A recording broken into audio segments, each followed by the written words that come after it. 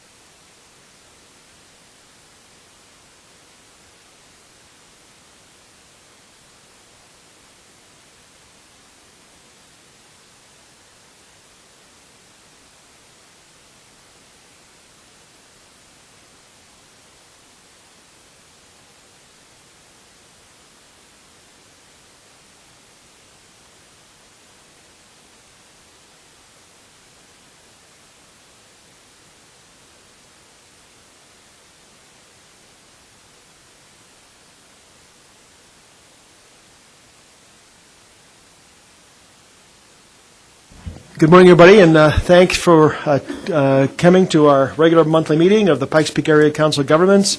I'm Norm Steen, your chair. We do have a quorum this morning. We'll start with quick introductions. Mayor?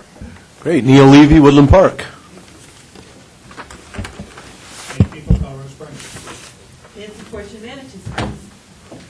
Turner Smith, Town of Raymond. Don Wilson, Town of Monument. Rod Bearden, United States Air Force Academy. Ron Jeffrey, Director of Staff, 50th Space Wing, Schriever Air Force Base. All of that. Jen Fitch, I am aide of the commander, Peterson Air Force Base. Dan Rodriguez, Deputy Base Civil Engineer, Peterson Air Force Base. Terry Storm, Military Affairs Counsel of the Chamber and EDC. Dick Elsner, Park County. Tyler Stevens, Green Mountain Falls. Andy Gunning, PPACG. Holly Williams, El Paso County. And good morning to everybody in the room. Thanks for coming. Our agenda this morning is quite a long one. Ladies and gentlemen, I'd like to make one small addition to the agenda for your approval, and that is to add a consideration of a letter of support to the Mountain Metro Transit for a grant request. That would be item 5D. Anybody have any objection? Seeing none, we'll add that item to 5D. Letter of support for Mountain Metro Transit. That letter, by the way, proposed letter is before you as a board member. Our first item on the agenda is 3A, public comments. We have a presentation this morning from the Colorado Aviation System Plan and Aviation Economic Impact Study. Let me introduce to you Scott Story from CDOT Aviation. And Scott, welcome. It's a pleasure to have you today. And the rest of your team, if you want to introduce the rest of your team for us this morning, please.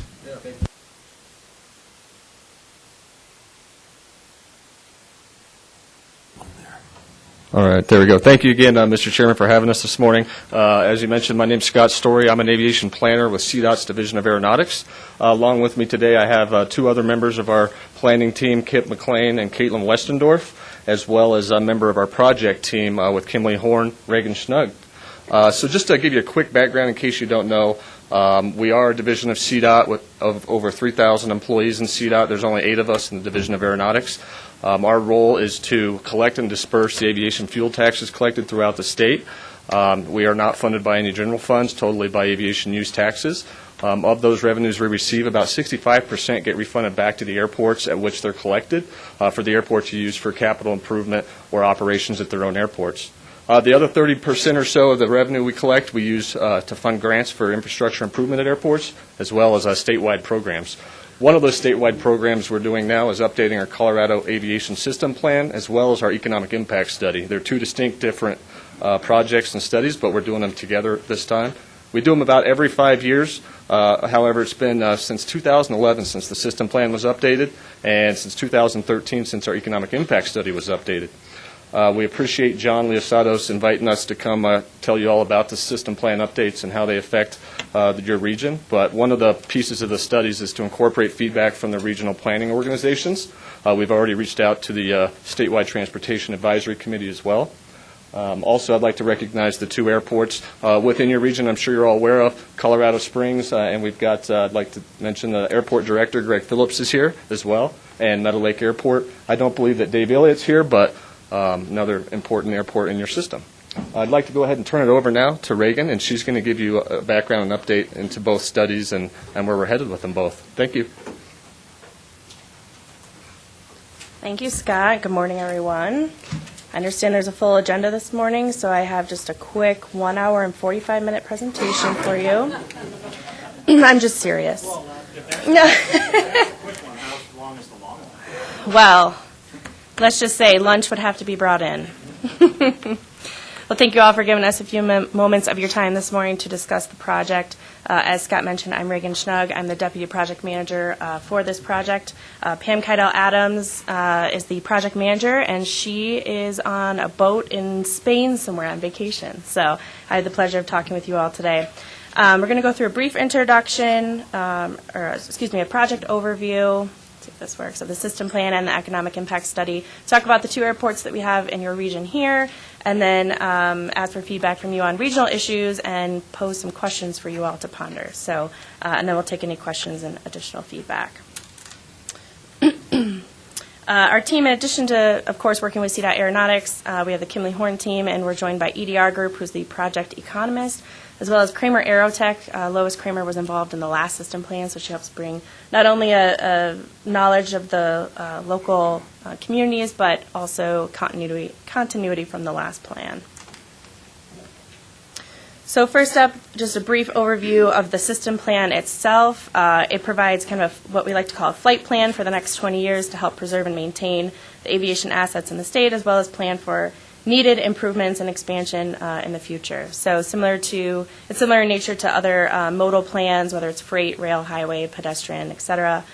So it's focused on a single mode, but it does consider the impact of other modes on future needs and integration.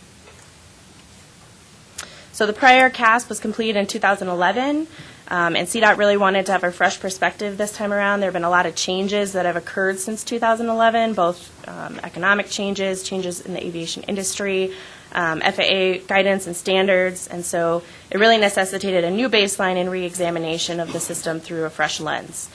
So the focus of the CASP is on all publicly owned, public-use airports in the state, as well as Meadow Lake, which is in your region, which is a public-use but privately owned airport, and we'll talk a little bit more about that here in a minute.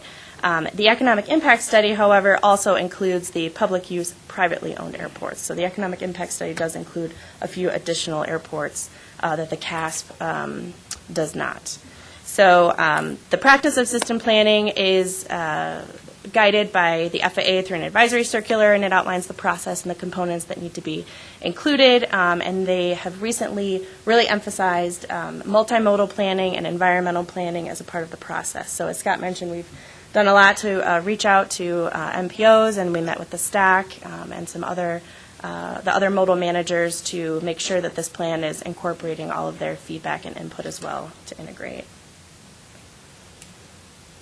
So the economic impact study is kind of as it sounds. It's a calculation of economic benefit of both aviation as well as the airport system in Colorado on an annual basis. There are two components. We've got a quantitative data component and a qualitative assessment. So the quantitative, of course, is the number side. It's measuring the jobs and the payroll and the output and the value added. On the qualitative side, we're taking the opportunity to include stories that we've heard both from our advisory committee, stakeholder interviews, as well, or the stakeholder interviews that we've conducted with a lot of users in the state. So examples like medical operators, military, U.S. Forest Service, major businesses, and some others. So it really helps bring the numbers to life through these stories, and we're excited to kind of show both components. The previous EIS was conducted in 2013. You can see the findings there. We do not have updated data yet to share on the economic impact. We are finalizing those numbers, the data collection mid-May, and so then we'll start the economic modeling, and hopefully we'll have maybe some preliminary numbers to share at the Colorado Airport Operators Association conference coming up. So I mentioned some other modal plans just a few minutes ago, and I just want to provide additional detail on the benefits of multimodal planning and the process that we've used for the CASP specifically. I don't think it's any secret to anyone in this room that there are a lot of benefits from multimodal planning. including coordinated planning efforts resulting in improved safety, infrastructure sustainability, maximization of limited transportation funds, and improvement of the user experience, just to name a few.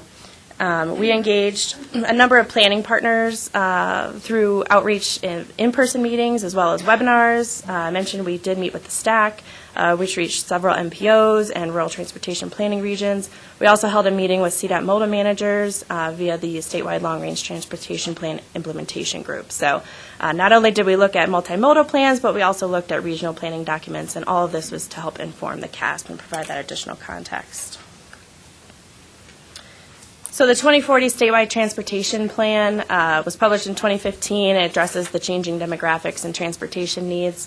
It anticipates a 51% increase in population over the planning period, paired with a 47% increase in travel demand. So I think those are some big changes, and so something certainly to keep in mind, and something that also helps inform our CASP. And specifically, we looked at the 2040 plan as well as the CDOT Aeronautics 2018 strategic plan.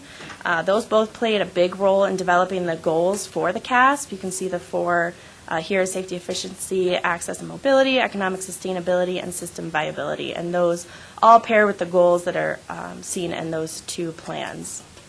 We think that provides a lot of cohesion between the two, and we're excited to use that opportunity to use those in the CASP as well. So in addition to the 2040 statewide transportation plan, a number of other plans were reviewed, a sampling of which are showed here.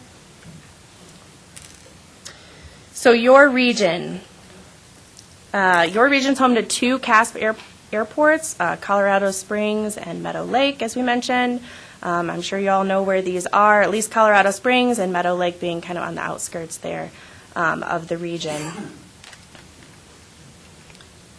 We developed 6 airport roles for the CASP, and developing those roles allows us to group airports with similar activity and characteristics together so that we can facilitate coordinated planning efforts. Both airports in the region are incredibly busy, as you'll see in the next slide, but they serve very different roles. So the Springs serves scheduled commercial service operations, as I'm sure you've all have probably traveled out of there before, and in fact it's the second largest and busiest airport in the state, so it's pretty remarkable. Meadow Lake is one of the largest GA, or general aviation, airports in the state, and it supports a great deal of training activity. So we've got a snapshot of 2018 activity levels, and this was collected through an airport manager survey effort on our team, on behalf of our team. Both airports, again, have remarkable activity. The number of based aircraft in operations is just really incredible. Colorado Springs is slowly but surely kind of approaching that 1 million enplanement mark. That's that commercial activity. For reference, Aspen is the next closest in activity, and they're about 272,000 enplanements. So quite a bit. There's quite a gap between those two. Of course, Denver has about 31 million enplanements, but we're climbing up. So it's also, we mentioned that Meadow Lake is privately owned, but it is included in the CASP, and it's included in what we call the National Plan of Integrated Airport Systems. And that's basically the FAA system plan. The FAA conducts a national system plan of all airports that are considered important and vital to the national air transportation system. So the fact that it's recognized by FAA is pretty, again, remarkable. We can, I think we looked up on the way over here, there's about 50 airports in the whole United States that are privately owned in the NIPIAS. So it is very rare. There's about 3,500 airports in the NIPIAS total. So 50 of those, it's pretty, I think that tells a very compelling story.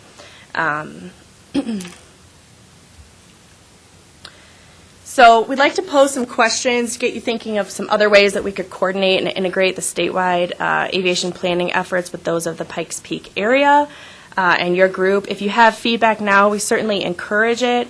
But Scott, his team, and I will be here through the end of the meeting, and we'd be happy to take any feedback at that time, too.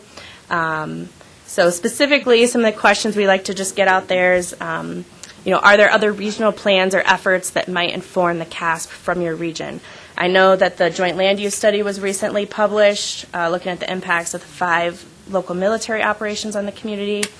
And also, the 2045 long-range plan for your region is under development and will be, I think, finalized at the end of 2019. So I notice there's an emphasis there on bridges and roads, but another opportunity might be to look at aviation needs as well and how those roads connect to our other modes of transportation. Yeah. So, I'm sorry. Go ahead. Thank you very much, Mr. Chair. So, a couple of quick questions. First of all, you were asking about other studies that might be ongoing, and I didn't get a chance to see the studies that you're intending on using or have used, but the county has just initiated a county-wide land use master plan study. Okay. And the interface between what you're intending on doing here and what is going to be in that, I think, will be exceptionally informative for both sides. I would recommend that you get involved or use what we're doing there, maybe provide some inputs and get some outputs from it. It's the first one in, I forget exactly the number of years, but it's like the first one in a decade. So it's been a long time since we've done that. And there'll be a lot coming out of that. There's a whole series of boards and sub-boards with a lot of community involvement in that process, and I think they'll be very informative and help each other out. The one other question I have is this a study that is ongoing now? So, Yes. And my question is, how do we go through a process of inputting to this study? Maybe you were going to have that conversation with us in this discussion, but I'd like to know how that would be done. Yeah, so this presentation certainly kind of opens that door. We have had interaction with some folks in your region through kind of the stack and some other meetings that Scott's been involved with, and really this is a great opportunity that if there are other plans and information that you want to share with us, certainly let us know. We have been out to both airports and done a significant inventory effort. Even down to like land use issues and things like that, environmental concerns. So we have a lot of that data, but if there are some regional efforts that are going on other than what's available on your website, we'd love to get your feedback. And so with a quick follow-up, if I might, I guess perhaps I might be interested in an understanding about a formalized input process, if there is one, both for PPACG, but really for the other local municipalities in the area.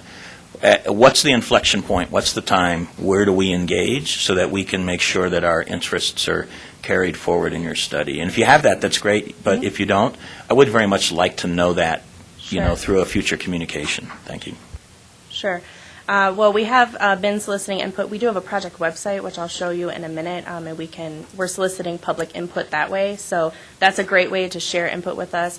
You can also contact Scott or anyone of his team, as well as us on the consulting team, to take your feedback and input.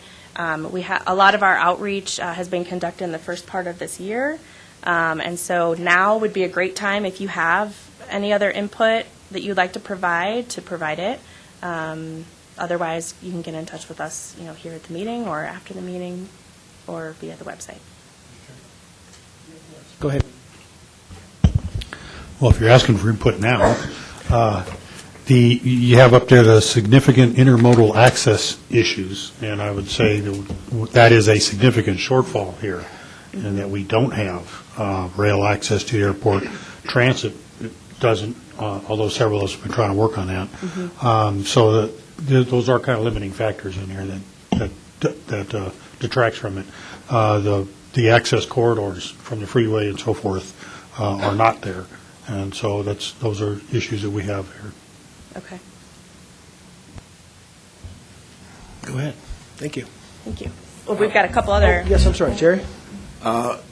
We have a couple other airports here that you didn't even mention, and I wonder if they're mentioned at all in the study at Fort Carson at the Air Force Academy. Sure, the military airports. So the military airports are, certainly a consideration, but they are not included in the CASP in the system plan. Do you want to comment on that, Scott? So the system plan we're undertaking is really heavily defined in its process and its inclusion by FAA advisory circulars, and it focuses on what's included in the NIPIAS system as far as public use and access for the general flying public, and the same goes for the non-NIPIAS airports in the state, which are owned by public agencies and open to the public. So it really just focuses on the needs of the public use airports, but I think Reagan, correct me as far as the detail goes, but there is a discussion within our plan about what military facilities exist in the state, but we don't necessarily go into quantifying them and their needs, especially because, as you know, the FAA and our programs are limited to funding of those public use airports, and that's where these plans help us guide our investments with our resources into those public facilities as well. Yeah. Mentioning them in the And study. we will mention what facilities exist and what their significance is and where they're located. We just won't necessarily get into the quantification of the operations and the usage as far as the airspace. And the inventory. Would you quantify military use of the civilian airstrips? So if we have military flights out of COS? Okay. Those are captured. Okay. Those are captured in all the activity forecasts. Okay. Yep, okay. Turner and then Stan. Mr. Chairman. As far, and I did hear what you said about being able to have input on comments. Bump your microphone there. I'm sorry? Microphone there. Okay. I did hear what you said about being able to have input and things and comments, but when there's conflict resolution between, say, airports and ground transportation, highway, for example, what does that look like, and how are those things resolved? So let's say the runway is this long, and you're coming up on a highway, and you don't want that plane to, crash into traffic. Right. Sure. So, that's a very good point. Yeah, we work hard. And we need to widen that highway, so we're going to be cutting into that runway. Right. So could you give me an idea what that looks like? Sure. So the FAA governs design standards for airports, right? We have certain safety areas that are defined, and that is to keep the public both on the ground and in the air safe. And so when you have infrastructure changes like that, that's something that you coordinate with the local airport to talk one-on-one about what the needs are in terms of, the transportation, maybe highway or roadway side versus the airport and their long-term plan. So that's really where that coordination between both modes is really essential so that everybody's aware of what the future plan is and so that there are no conflicts or as few conflicts as Stan? possible. Yes, thank you, Mr. Chair. I have some additional comments, but John in the back had his hand raised. I don't know if he wanted to say something. Well, really quickly, Reagan, Scott, if you could touch on the economic impact. Before, when you had talked about the military is a huge impact here, and to what extent would any of that be covered in the economic impact? Additionally, we've talked about land use. To what extent will encroachment be addressed in the report? And again, the economic impact of encroachment. Make a few dollars up front, but the long-term impact to the airport is a bigger impact. Can you touch on either of those? Sure, I'd be happy to. So I'll start with your second question, and that's on land use. So we understand that encroachment is a huge issue, especially in this region. We have solicited both through stakeholder interviews, but also airport manager interviews and inventory efforts to gather information on what the big issues are affecting aviation across the state and the communities that are home to aviation facilities. So land use is something that we've heard time and time again. It is going to be addressed in the plan in terms of it's an issue and to make some recommendations on how we might improve that conflict. But it's important to note that CDOT is not an enforcing agency in terms of establishing land use requirements. And so we will do what we can and to think long-term what these issues, certainly there is an economic impact of incompatibility. So, within the scope of this project, we're going to address it as much as possible, but in terms of, establishing additional regulations or policy, things like that, we're kind of bound by what CDOT is allowed to do. Mr. Chair, I'm sorry, I didn't mean to interrupt. No problem. I was just going to elaborate. As far as our system plan goes, it is a question that was part of the survey to all airports, and we have identified it as a system indicator that will measure statewide of the 60-some airports how many local communities have enacted proper protections for airfields, which, when we would reference the FAA's existing criteria and guidelines on what that looks like. Okay, thank you. And Mr. Chair, I still have some additional comments, but also Mr. Greg Phillips, who's the director of the Colorado Springs Airport, has had his hand raised for a while. Sorry. Mr. Phillips, you want to come to the podium? Comments or questions? Welcome. Good to have you here. Thank you. I just want to say I can't overemphasize the importance of the relationship and the value of that relationship between the Colorado Springs Airport and CDOT Aeronautics. I mean, we talk with them regularly, work with them on another number of things here, and the state system plan and the economic impact study are both vitally important, really, to us. They help us share our message. And the state airports that we're talking about, they're the gateways to virtually every community in the state here. I am aware, too, that recently Governor Polis has added some emphasis on the value and the importance of regional airports. I'm actually meeting with Norwood after this to talk about some efforts that they're looking at. But the other thing I'd say is that we'll be working with them closely on this plan. And you talk about, Commissioner, about an inflection point of getting involved in other ways, Andy, also with the county and also with the city, that you certainly can go directly to CDOT, but we're also happy to serve as a conduit for that as well. So again, thank you for letting me speak for a minute here, and just really want to say thank you to CDOT for everything they're doing for us. Right. And I realize I forgot to answer question number 1 from you, John, and that is the economic impact of the military. So if there are existing economic impact studies for the military bases and operations, we would be happy to include those. But in terms of getting out there and surveying and things like that, that's out of the scope of this project. But certainly we understand they are vital economic generators for the community, especially this region. And so if they're available, we would love to have that information included. Okay. Great. Yes, and I appreciate the chair being so gracious about me getting a few people with their hands up and also reserving a little time for me. I feel like I'm in Congress now. I'm reserving a little time for me.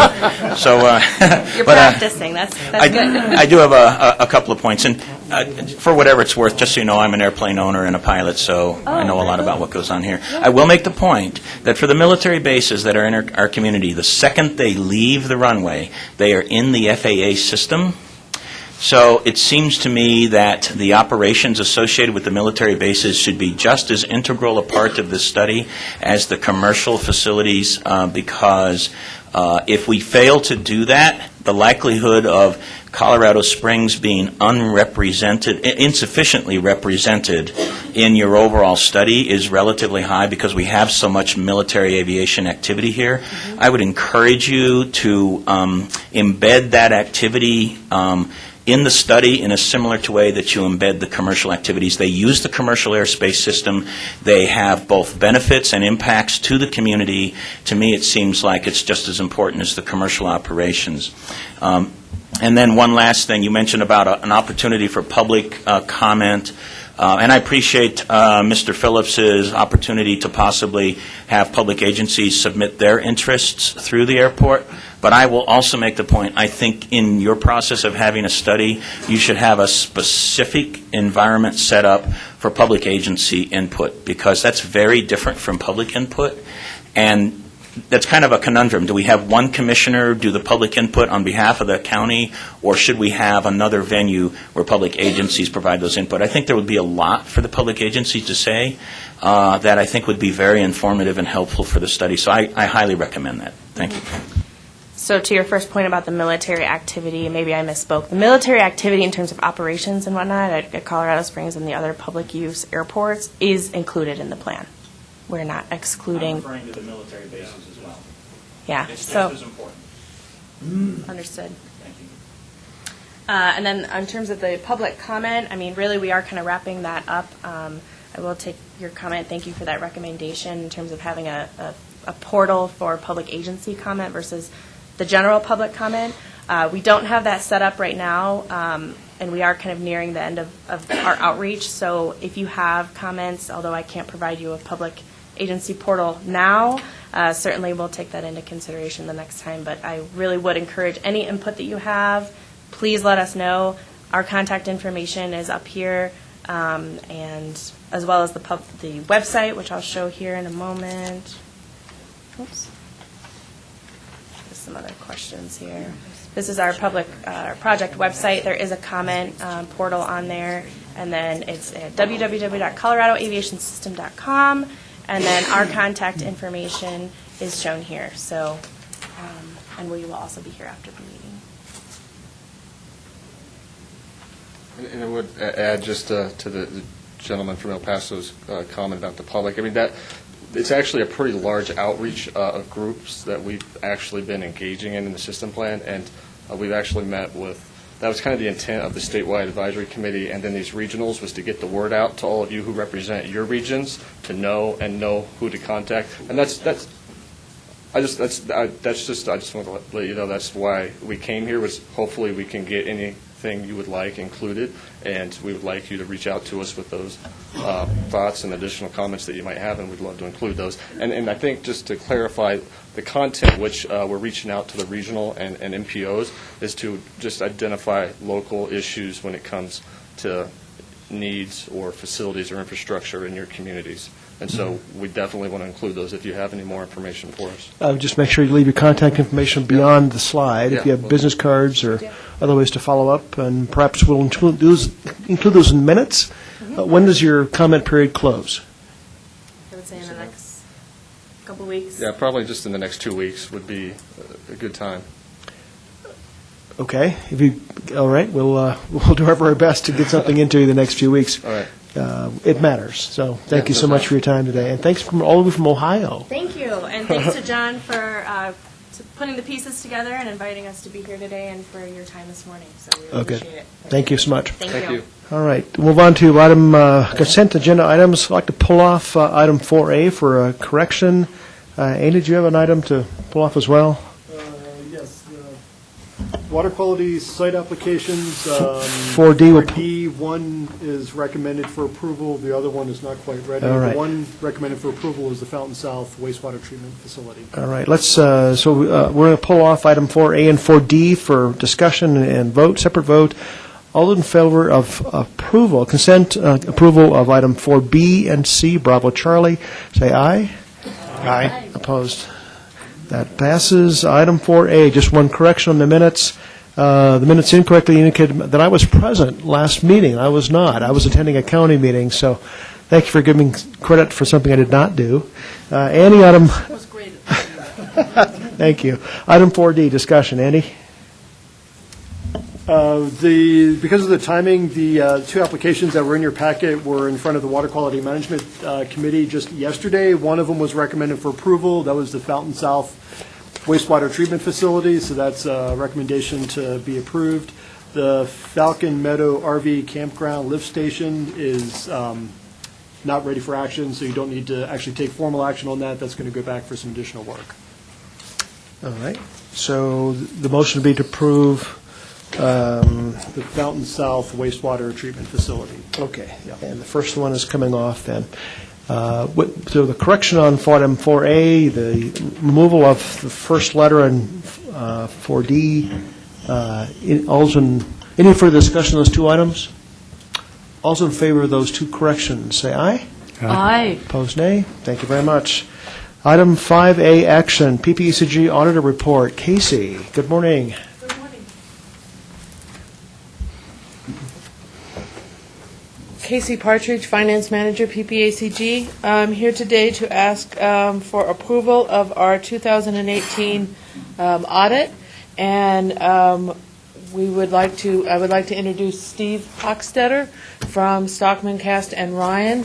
This is will present the audit. This is their second year of our audit with them, and he will present, and we're available for any questions. Good morning, sir. Good morning, everybody. As Casey said, my name's Steve Hochstetter. I'm one of the partners with the firm Stockman, Cast, Ryan & Company, which is the firm you've engaged to perform your audit, and we appreciate the opportunity to work with you. Casey asked me to take about 10 minutes to go through the report, which isn't very long, but I was thinking about it, and I've probably done 2,500, 3,000 of these presentations, and never once has anyone come back to me and said, I wish you would have taken a little bit longer for your presentation. So I think 10 minutes is going to be plenty. It's also going to be plenty because the audit went very well, and there's no surprises in the report.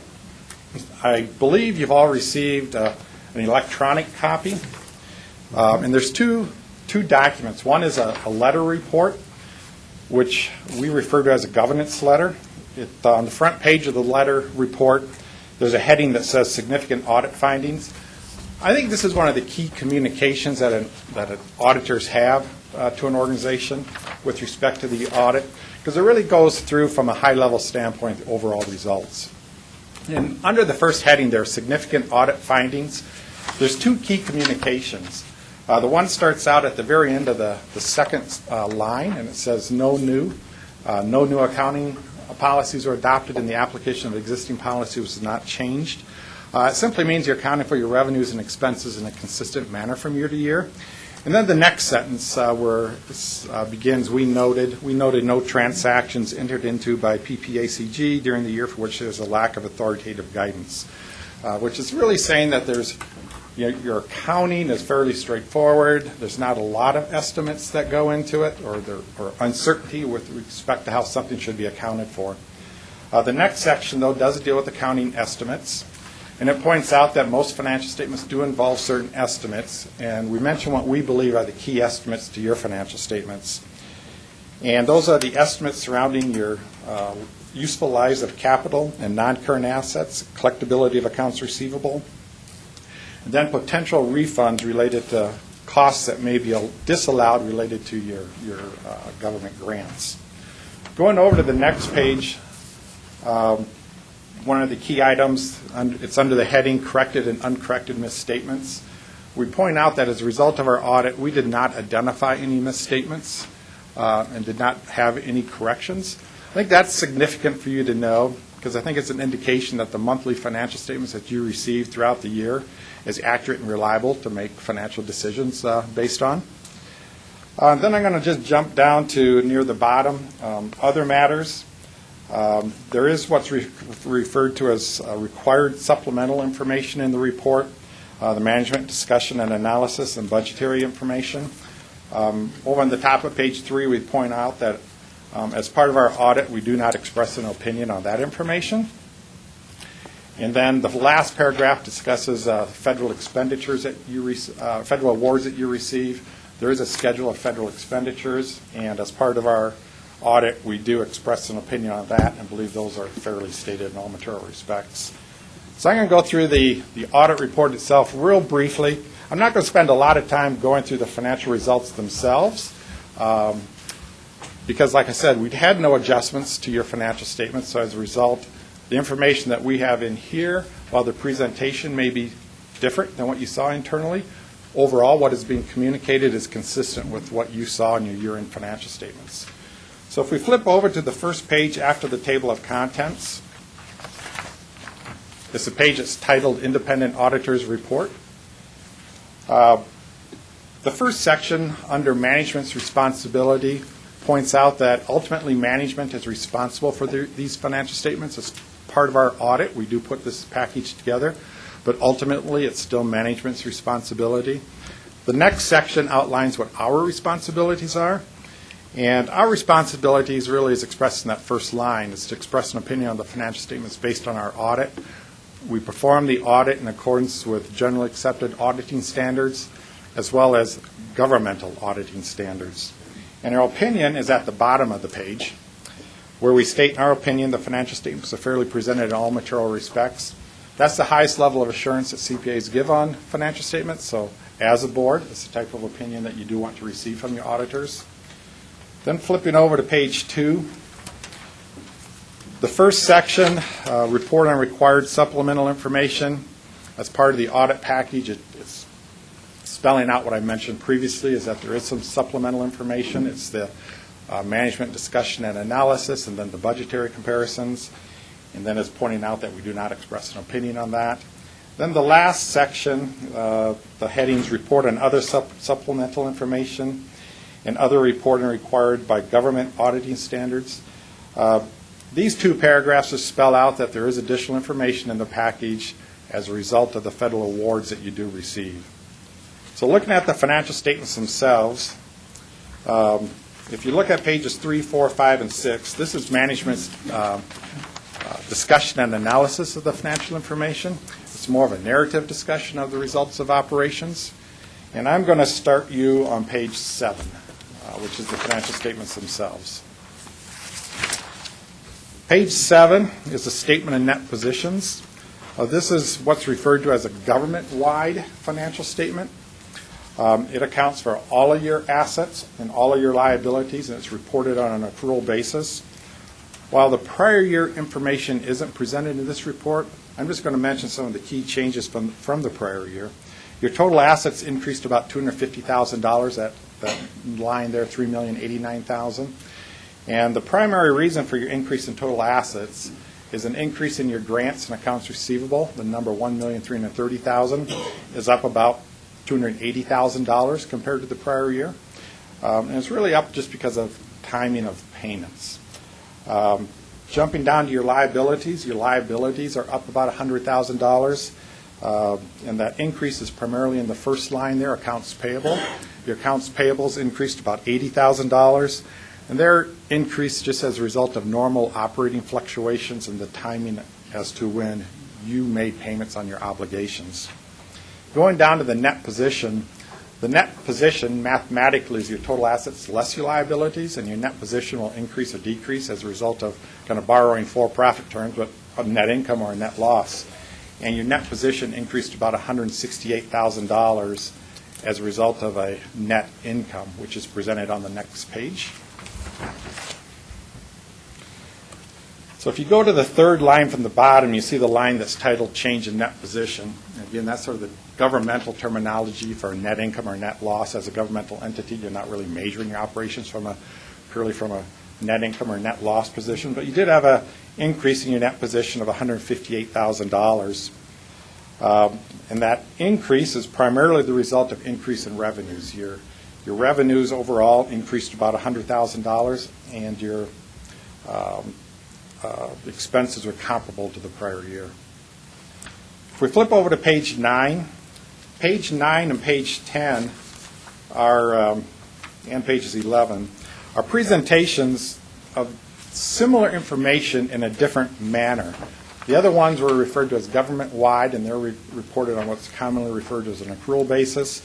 These financials are referred to as fund financials, and they present your assets and liabilities on what's referred to as a current financial resource focus. So it doesn't include capital assets or longer-term debts. And flipping over to, and jump you a little forward here, page 13. Page 13 is a start to the notes of the financial statements. The first note is a summary of your significant accounting policies. And it starts on page 13, moves over to page 17. And the main thing to really mention here is what I mentioned earlier, is your accounting policies in 2018 are identical to 2017. As a result, this summary of them is identical to your prior report. Flipping over to page 17, I'm just going to hit some of the key disclosures here. Note 2 is a discussion of your budgetary process. Note 3, deposits and investments. Note 4 on page 18 is a disclosure of your capital assets. As you can see, you had a small amount of additions and depreciation that you recognized.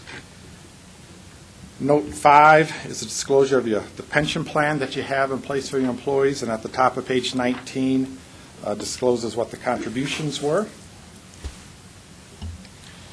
And then Note 6 is just kind of a standard disclosure in financial statements, just disclosing that you are exposed to various risks of losses. And then flipping over to page 20 is some of the supplemental information. Page 20 is a comparison of your actual results compared to your budgeted. And if you just look at the last column there, some of the headings under the revenues, you can see your revenues were $562,000 less than budgeted. But if you move down to the bottom of the page, you can also see your expenditures were less than budgeted. They were $721,000 less than budgeted. Flipping over to page 22 is a schedule of federal awards. This schedule just breaks out the federal expenditures that you had of federal awards that you received. Flipping over to page 20, it's not numbered, but 24. Page 24 is a report that's titled Independent Auditor's Report on Internal Controls, and it's in accordance with government audit standards. So it's about 3 or 4 more slides ahead of the one that's currently on the overhead. But in this report, we're required to look at your internal controls over financial reporting as a result of the federal awards that you received. A couple more pages. And if you go down to the last paragraph on this page, the second to the last sentence where we say, given these limitations during our audit, we did not identify any deficiencies in internal control that we consider to be a material weakness. As a board, that's the type of report that you want to receive on this section, indicating that there were no weaknesses that we identified. Then over at the top of page 25, a similar language related to tests of compliance with certain provisions of laws and regulations. And in the last sentence of that paragraph, we point out that our tests disclose no instances of noncompliance. Again, it's the type of report that you want to receive. Beginning on the next page is a report on compliance specifically with your federal awards. We're required to look at the major requirements of your awards that could have a direct and material impact on them and whether you did or did not comply. If you go down to the last paragraph of this page where we have opinion on each major program, we state that, in our opinion, the organization complied in all material respects with their compliance requirements. And similarly, over on page 27, report on internal control over compliance, we're required to look at the internal controls, and we did not identify any weaknesses in your internal controls as well. Page 28 is really an overall summary of the results I just communicated to you. And then pages 29 and 30 are just reiterating that there were no findings as a result of the audit, and there were no matters related to the prior year that had to be addressed. So I know that's rather quick, but like I said, there are no surprises, and the audit as a whole went very well, and we had excellent cooperation from management. So, any questions from the board? Eddie? Or? No questions, just compliment on great work done, Casey, and it's what we have come to expect. And I move approval. Thank you. Any further discussion? We have a motion? I'll second. A second. Any further discussion? All those in favor say aye. Aye. Opposed? This is the kind of report absolutely we like to hear. And Casey, thank you. Thank you. I think the public's have great confidence that this is an organization that's well-run and well accounted for, and credit goes to you. And any comments, Casey? No, I just appreciate the board's support and have a great staff that helps me, and it was a pleasure to work with Stockman, Castor, and Ryan again this year. And thank you, Andy, too, for your supervision, leadership. All right, Great, thank you so much. All right, item 5B, MCC bylaw change. There's two versions, the full corrected version is in your packet. Also before you, in the table as you came in this morning, was a red line version to see what changes were made from. Good morning. Good morning. Hi, Miley Gray. I'm the chair of the Mobility Coordinating Committee. We're requesting that we receive approval to make the changes to the bylaws as we presented them. To me, the red version is really confusing, but does anybody have any questions? Question oh, from yeah, the board. exactly. It Yeah. looks like this. I think we're going to the... And then if you see the original. Right, I see the original. I'm trying to figure out where that is. I see the original. I'm just, give me a second to figure out where section 2 is.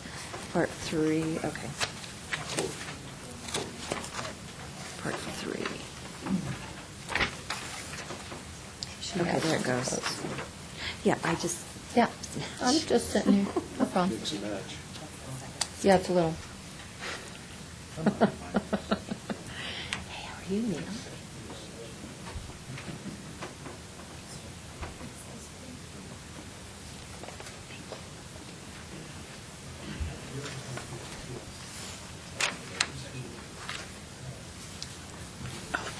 Do y'all have a copy of the original bylaws? Mhm. It's just on the next page. Second page. Yeah, I finally found it. Okay, so keeping off. It starts with, yeah, responsibilities.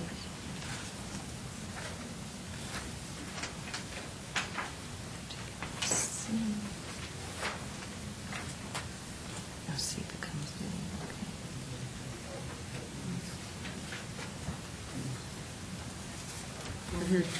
It might look a little confusing because the committee that advised me, we sat down with three and we rearranged some of the order. We rearranged some of the order, which is probably another reason why.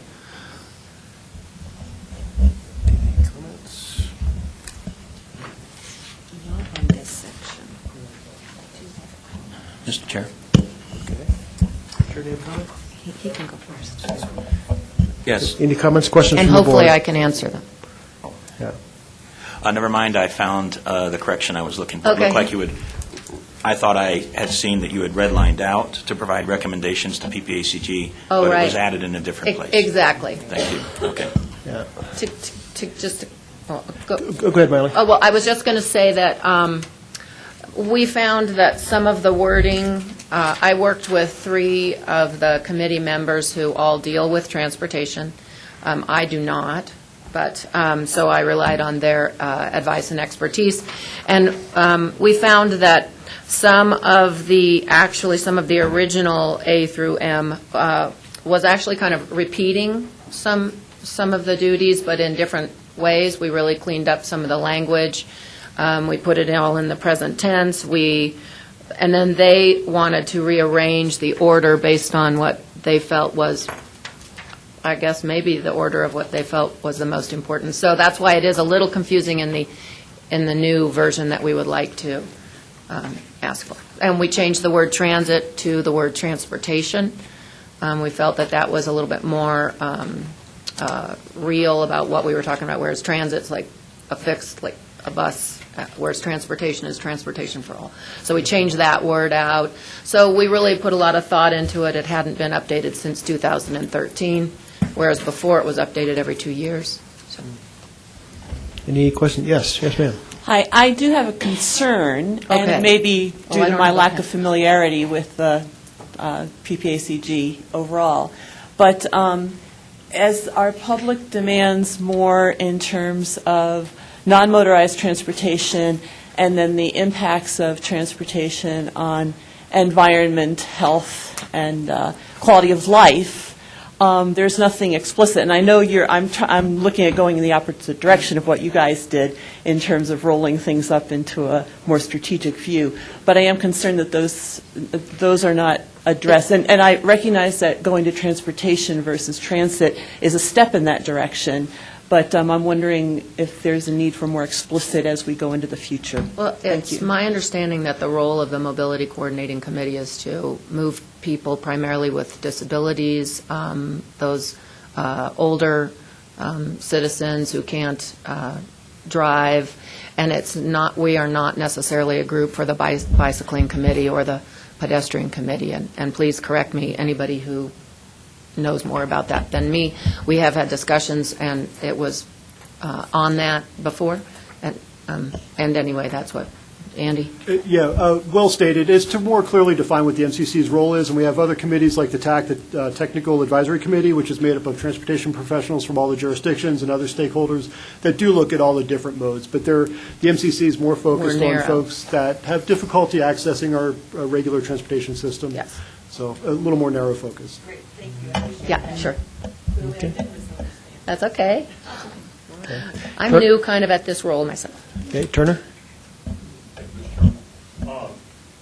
On my red line version, it says that D is still open, which is assist targeted demographic groups to learn available services through a network of providers with brochures and booklets with detailed descriptions and contact information, which is which makes a total of 6, not 5, which is pretty much a duplicate of E, maintain and promote a directory of services offered by members for the targeted demographic groups. So was it intended that D be struck down? The administrative person who's standing in front of you missed that one turn. So, and I've only been an administrative assistant to myself, and my standards are a lot lower. So we will get that out. D should be read like. Yes, because exactly, we sort of felt that some things were being repetitive, and we spent a lot of time looking at the wording on this. So. Thank you. Thanks for noting that and calling out his administrative assistant over there. Sharon? Yeah, so with the correction with Section 2, and since everybody does have the bylaws in front of them, I would like to take a minute and look at Article 7 in your bylaws. Oh. Section 2. 5. Article 6, but Section 2 within that section. And I'm going to go ahead and read it aloud so that everyone can have Article access. 7, Section 2. I'm sorry, 6, you're correct. Thank you, Andy. 6, Section 2, meetings, voting, and quorum. Section 2, it reads, A, regular meetings of the MCC shall be held quarterly at a minimum. Notice of said meetings and all available meeting materials shall be provided to each MCC member at least 4 days prior to the meeting by mail and electronic means. And I know I had suggested at the previous board meeting when we were discussing that the various committees come into compliance with the PPACG bylaws, which I just happened to pull up when I got here. And our bylaws, if by computer magic is still up, hang on just a second. Our bylaws state that notice of meeting is 24 hours before the meeting date, and I think it might be easier if the various committees considered amending their bylaws so that everything is the same for staff purposes and there's less confusion, because MCC is 4, CAC is 7, ours is 24. I think that's going to lead to some confusion and something get missed at some point, so that would be a suggestion. I don't know if we can amend it or if you want to take that back to your group. To be honest with you, we looked at the responsibilities and we didn't go on, but I do recall you mentioning that, and so I'll defer to Andrew or Joe or my committee. It'd be appropriate. We could make a motion to amend that here. Oh, okay, great. So however many days in advance, you all decide. Is there such a motion? Well, the motion would be to just basically take their Section A and make it read as ours is notification of meeting, because then it also lists in here how it's going to be mailed or electronically, and then where it's going to be notified. So it covers all those bases. I'm sorry. Ours is 24 hours, yes. We did that a couple of years ago. And that way, if you need to add something onto your agenda at the last minute, say Thursday or Friday, you have the chance to add or change your agenda. Well, it certainly makes sense to me that the color is the same, but I'm not the ruling committee. And I guess when I got your email and we dove into it, I was thinking it might go the other direction where it's a 7-day notice, because I know that's what we try to do with the board, where we post the initial agenda 7 days prior to your meeting, but then we can make changes and repost an amended agenda up to 24 hours prior to the meeting. Right. It may need some help from Jessica. You've got a puzzled look on your face. But I think the goal for all the committees is try to get the initial agenda posted 7 days prior. So I don't know how we... Yeah, and I just like to see consistency for all the committees and the board. Sure. Okay. So. But if that's the language that's in the board bylaws, it's a minimum of 24 hours, then, changing it from 4 days to... She has theirs up, not ours. Okay. So just move ours to how the PPACG board reads. To be consistent, sure. I don't. So you're suggesting that change, leaving the language in Article 6, Section 2 complete, with it one change from 4 days to 24 hours. Is that suggested change, Sharon? So that it mirrors, I would just say so that it mirrors the board's notification of meeting. Is that too vague? Well, the board doesn't have that language in front of them, so. Written or printed? It would be Written or printed notice stating the place, day, and hour of the meeting, and in case of a special meeting, the purpose for which the meeting is called, shall be delivered no less than 24 hours before the date of the meeting, either personally by electronic notification or by mail to each member of the, and we would obviously take the word council and change it to committee, entitled to vote at such a meeting. If mailed, such notice shall be deemed to be delivered with deposit in the U.S. mail address to the council member, or not council member, but committee member, at the address that it appears on the roster of the council. And notice shall be placed in the front foyer bulletin board at the PPACG office. And is that necessary for that last sentence for notification? I also have a comment Okay. for Dick. Dick, have a comment on this one? Yeah, Mr. Chairman, I would suggest that for today, we take the changes that they have and then request that our executive director review all of the other bylaws we have and make them consistent, but that we don't try to go through today and come up with what's here, what's there, and that. I think it'd be a lot easier. Yeah. I'm fine with that. I'm fine with that. Amending it or doing it either way, I'm fine. I just want to see it kind of get done. Mr. Chairman? Yes. Holly, go I ahead. actually have a comment, too. I do believe that a bill was passed and signed at the legislature that says we now have to post the meeting notices on the website, too, within a certain time frame. So I think we probably ought to go and review that legislation Yeah. and then go through all of our... I looked at that. I don't believe it's mandated. But I think we need, I looked at that. I don't believe it's mandated, but I do think we need to research it. So I would suggest that we postpone that to the next meeting. Are you suggesting postponing the vote completely, tabling the No. discussion? All right. Just on what? I'm just trying to get the sense of the board here, folks. We're turning my suggested amendment into a discussion item. And So Sharon we're and just I can voting put on our heads section 2. together and figure out the bylaw issue. Okay, Holly just voluntold me. Yeah, Sharon and I are going to make a little committee here and Okay. with Andy. Would you be okay with proceeding with the recommended changes as proposed today? Yes, sir. Okay. Mr. Chair? Yes, I'm sorry. Yes, Andy. Well, that sounds like a couple of fairly substantial changes, and we might want to go ahead and table this item till the next meeting. Table.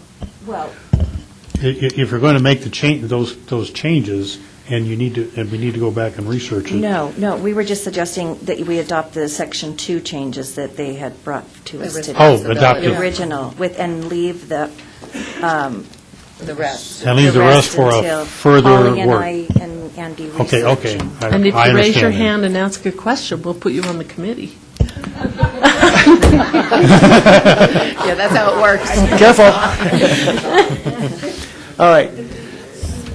Through all that, is there a motion from the floor? What's moved? I was going to say, since I messed it up. Well, what are you moving, Turner? To proceed with the 5 new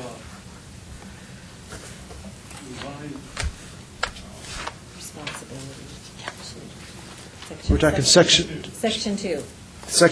Article 3, Section 2.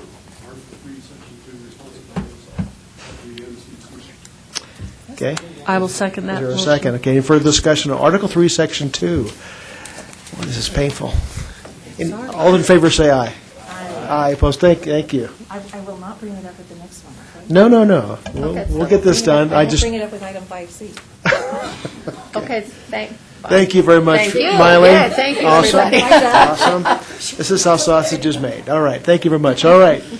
Yeah, no offense. Sorry.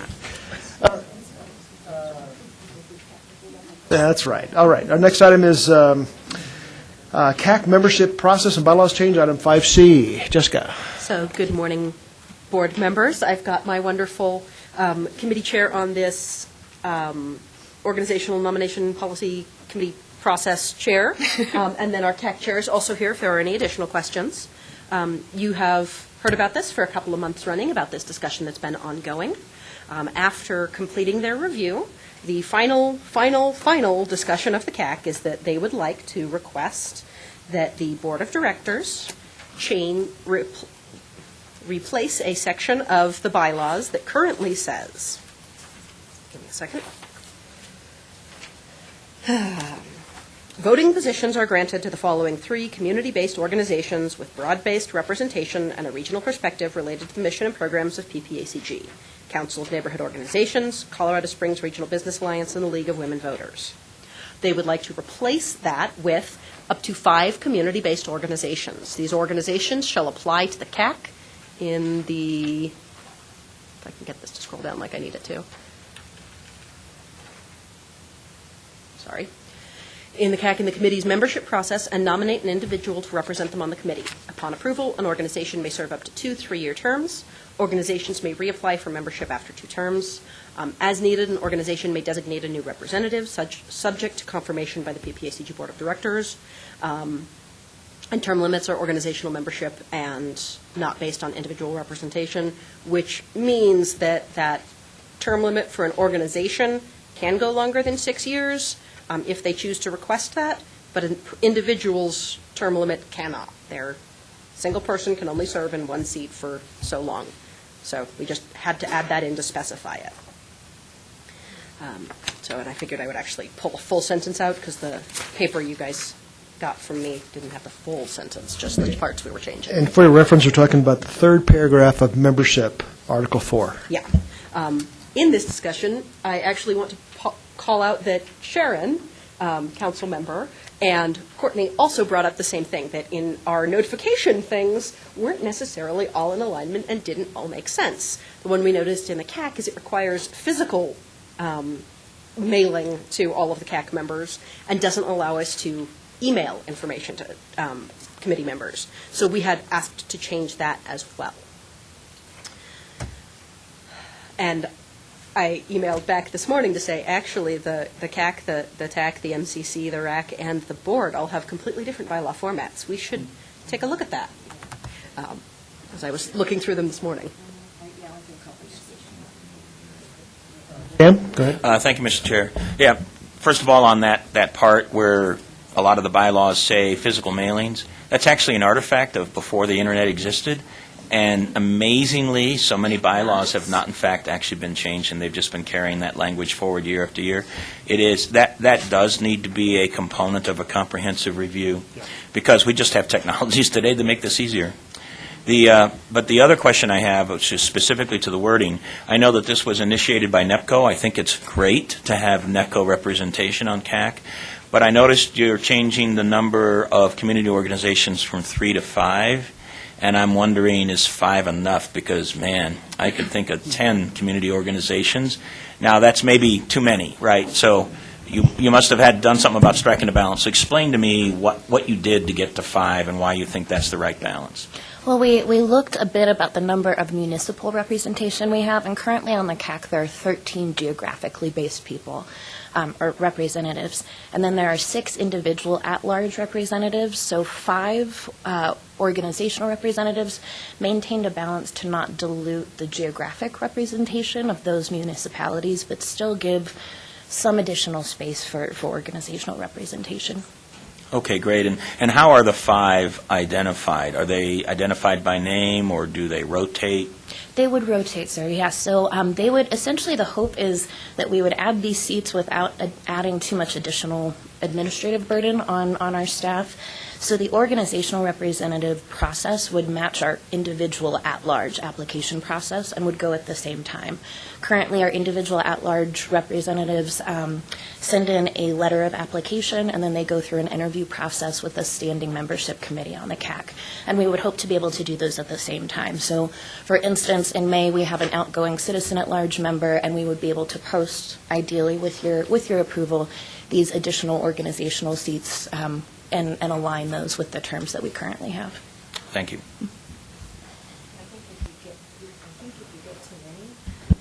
Get too many, you're going to have a difficulty getting a quorum.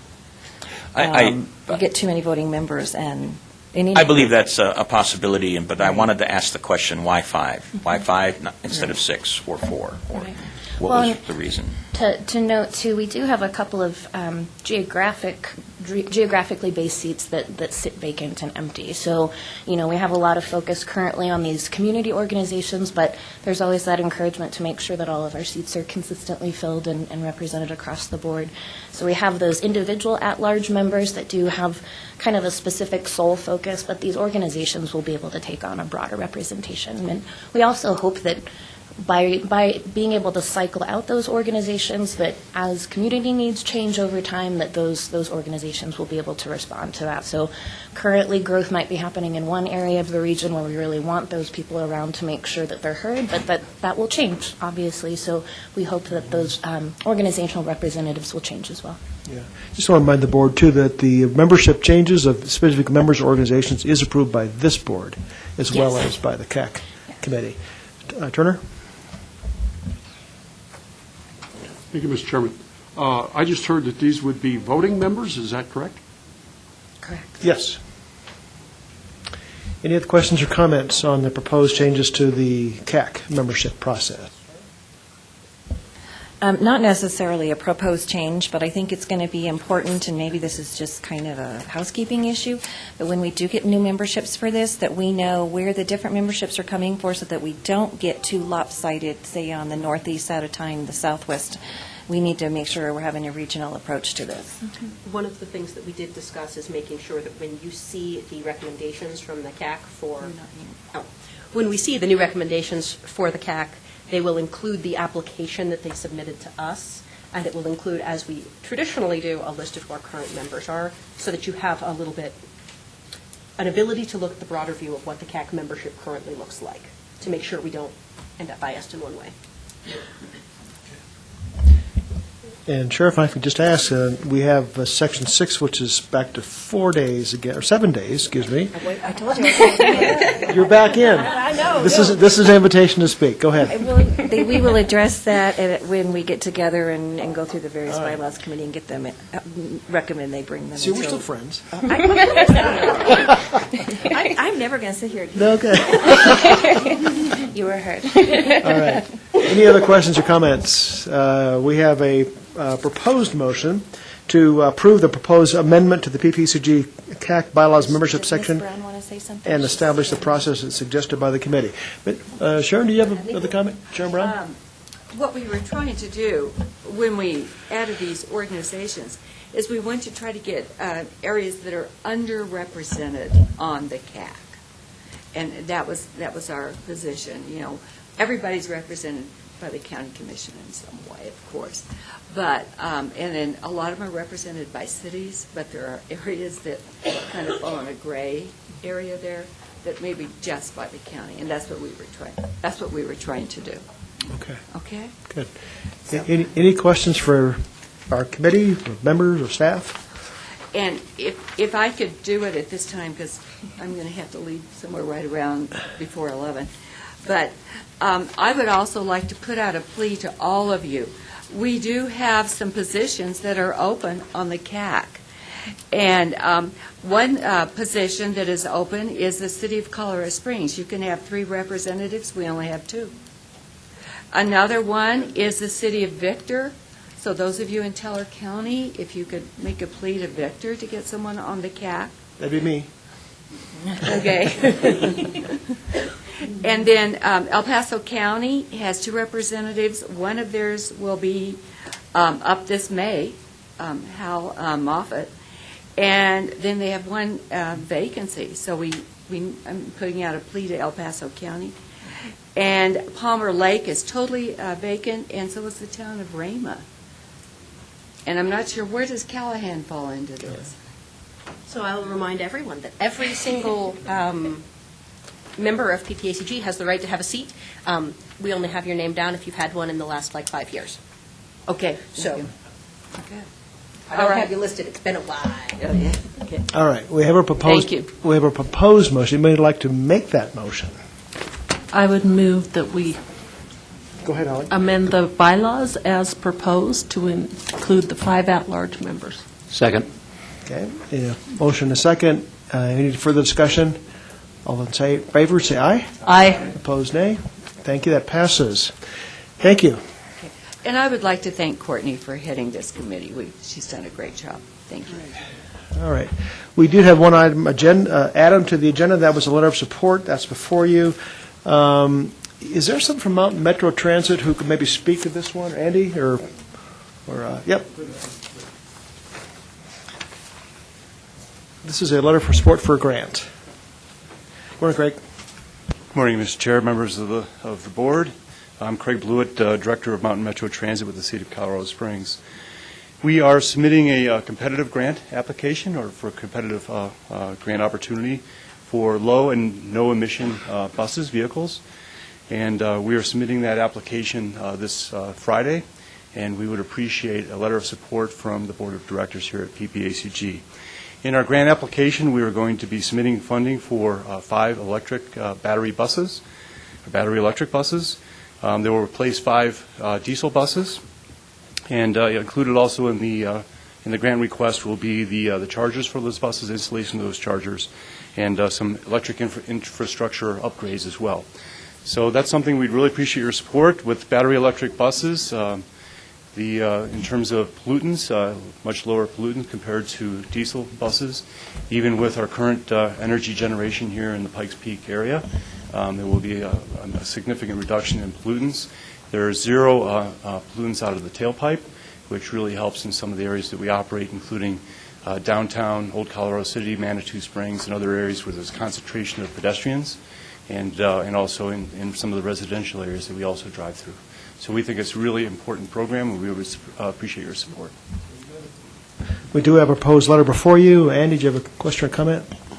Well, I'm just going to point out there that the fund this is making the grant from is the VW Settlement Fund. So it's bringing this money back in. So, to be somewhat sarcastic, the state stole it, and now we're kind of applying to get it back, so we kind of need to get it back. So I move approval. Actually, I do need to correct that, council member. So we already have been awarded funding for 3 buses, 3 battery electric buses through the VW Settlement Program. This particular program is a federal Transit Administration low emission grant program. So this is a different fund. I didn't realize that. It is. Okay. So the first 3 that we got was the funding difference between a diesel bus and a battery electric bus, and this would be for 75% of the buses in total, which is really beneficial. Yeah. I don't change my motion. Good. Sorry about that. Is there a second? If any further discussion on the approval of this letter of support, all those in favor say aye. Aye. Opposed, nay. Thank you very much. And thank you very much. All right, thank you, gentlemen. We'll move to information items. Item 6A, Joint Land Use Study Update. Brian, welcome back.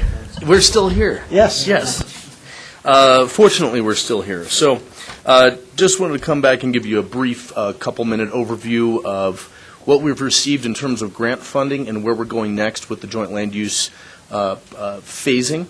Obviously, we concluded the first part with the report, which is now posted on the PPACG website, as well as an executive summary that is available electronically.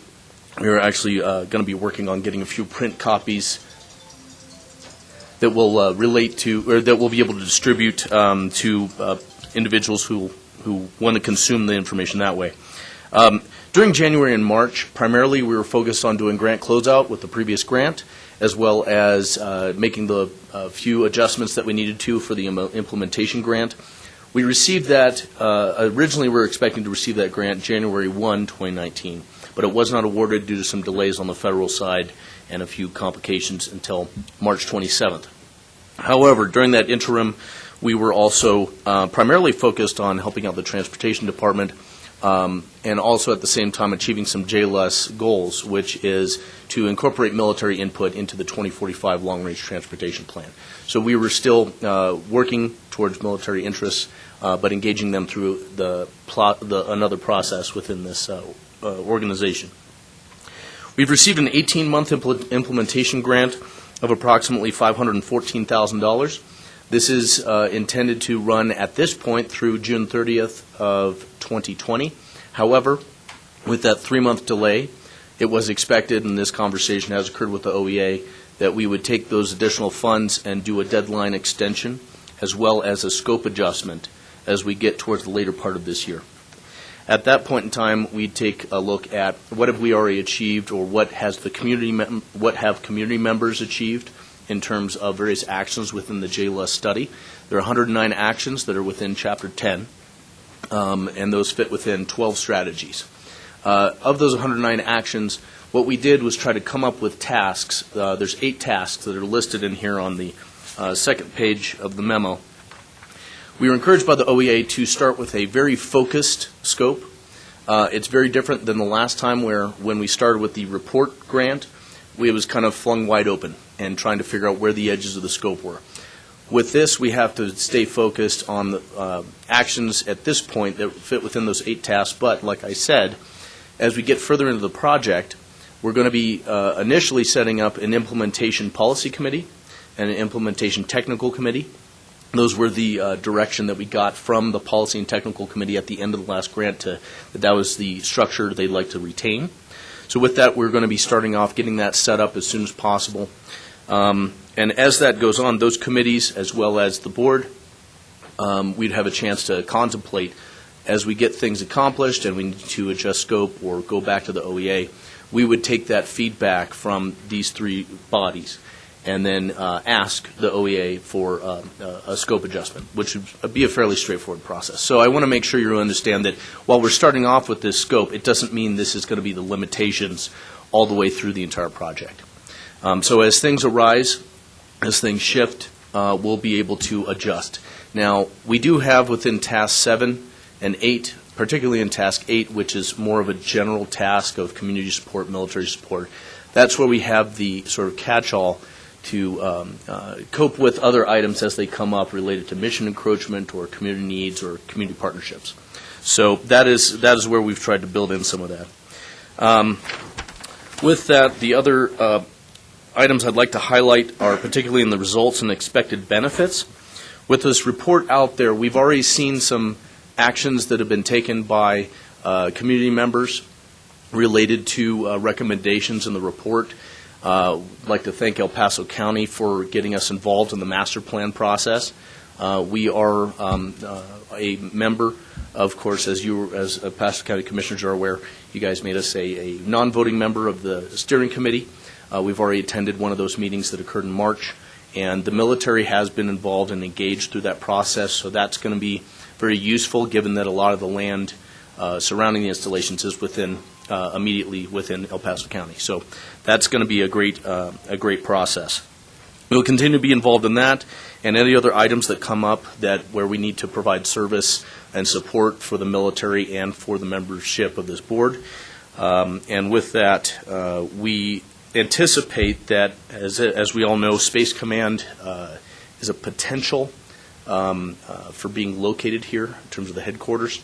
We are aware that 3 of the 6 bases being contemplated, and correct me if I'm wrong, 3 of the 6 bases are located within the Colorado Springs region, and that's out of 6 bases nationwide. It's 2? Okay. Okay. So with that, we have a good chance there, and therefore mission encroachment is key to continuing to encourage new missions to locate here, and so we will continue to play a role as things evolve. So we're monitoring that situation as well, and that'll be something we're doing as part of Task 8 community support. With that, when we come back in June, at that point we're going to be asking for, we had the last time Turner Smith was the representative from the board to the policy committee, and then we had a number of other individuals on this board who provided various roles through the process, either technical or policy or even just feeding into some of the working groups.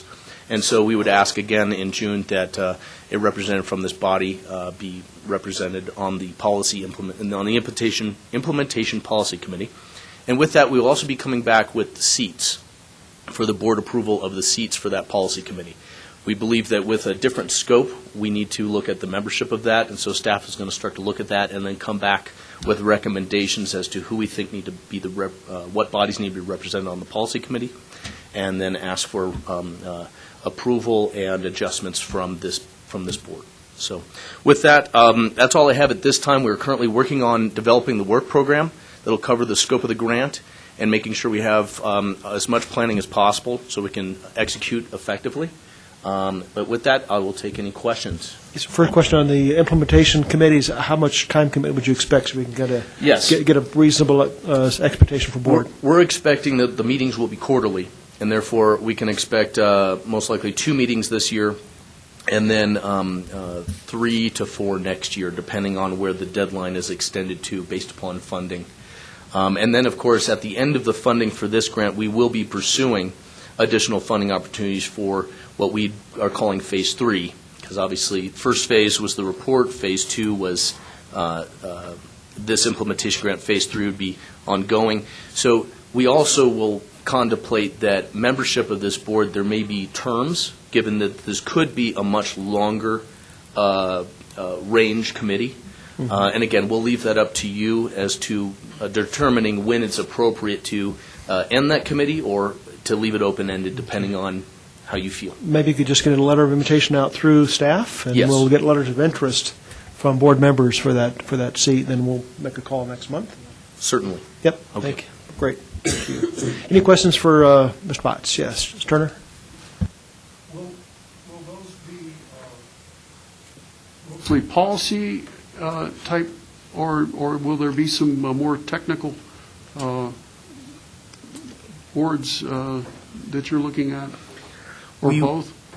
We will have the same structure in terms of that relationship between the policy committee being the elected officials, technical committee providing recommendations to the policy committee. At this point, there are no plans for specific working groups like we had last time. Okay. But again, if the need arises as we're going forward, if there's a recognition of that, we may create those. One thing that we did have within our grant scope is, and this is pursuant to the report itself from the last process, is that we are still planning to constitute a regional airspace group of some kind. It's just we found out that through that last process we had about 60 people on that working group, and so we're going to figure out what's a more usable format, more effective. But if there's any kind of technical working group, that's the only one we're aware of right now. And as we get into the process, the policy committee, technical committee, if there's a recognition of a need for some other kind of technical group, there's an opportunity to create that. Hope that answers your question. Yes, thank you. Any other questions for Brian? Yeah, Stan? Yes, thank you, Mr. Chair.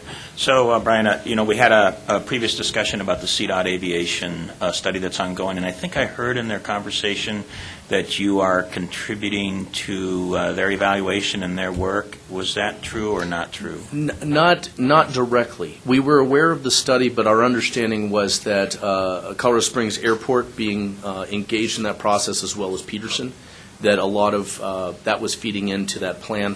Also, our understanding, of course, was it was primarily focused on the civilian flight aspects.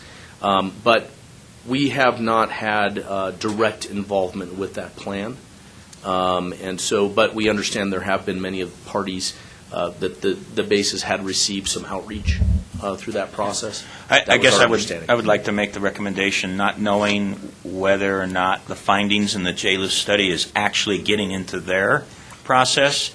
I would ask that you make sure that happen. And I guess maybe if the only purview to do that is the public comments section, then maybe that's where it's got to be.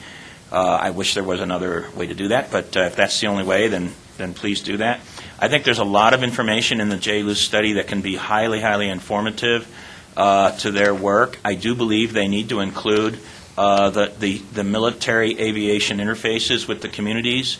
All of us here are distinctly aware of the noise challenges we have, the immense value of the Air Force Academy to our community, but then also the noise challenges that are related to that because we probably didn't do the best land planning in the past. So those are important topics of consideration for CDOT Aviation to have in their study, and I think we need to make sure that they're at least given an opportunity to review that input. So if I might ask you, or maybe someone from the PPACG staff or somebody, to make sure the output from the JLUS study is in their information mix, I'd appreciate that. Yeah, we'll reach out to their team and engage them to see. We know that they're aware of the JLUS report, so we'll engage them to find out how that's been addressed or contemplated. Thank you very much. Great. Other questions then? Great, thank you, Brian, appreciate that. Thank you. Look forward to a lot more good things ahead. Absolutely. We're happy to be here and happy to help. So. That's great. All right, next is the update on the 2045 Long-Range Transportation Plan. Catherine. Good morning, Catherine Wenger, Transportation Planner. We are bringing you this information item as a batch one of our draft chapters for our 2045 Long-Range Transportation Plan. Staff has been working the last few months to wrap up and edit all of our chapters from the previous plan, so we've been doing updates, and in some cases we've created some new chapters, like our Transportation Technology chapter, to be included. And so this information item is to let you know that we have released the first batch of chapters, and we're planning to have 3 batches. It says 2 here, but since then we've actually turned it into 3. So there's just more, we just need more time for a couple of chapters. So batch 1 you can find at the link provided in the memo, or if you need me to give you direct copies, I'm happy to do that as well. If you contact Jessica, it might be easier that way. So draft batch 1, you'll see that it's not in order from 1 to 15. There's just different chapters that we've done at different times based on the data availability, so that's why it's not in order.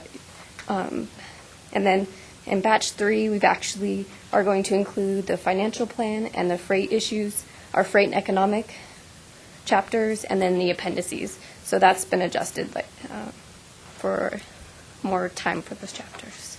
All right. And so we've actually also given these chapters to TAC and CAC, and we've asked for any comments on our chapters by August 2nd, and that will be for all of the batches. We've given until August 2nd for the review, and then we're going to bring it back for a month to let you know about the comments and make any changes.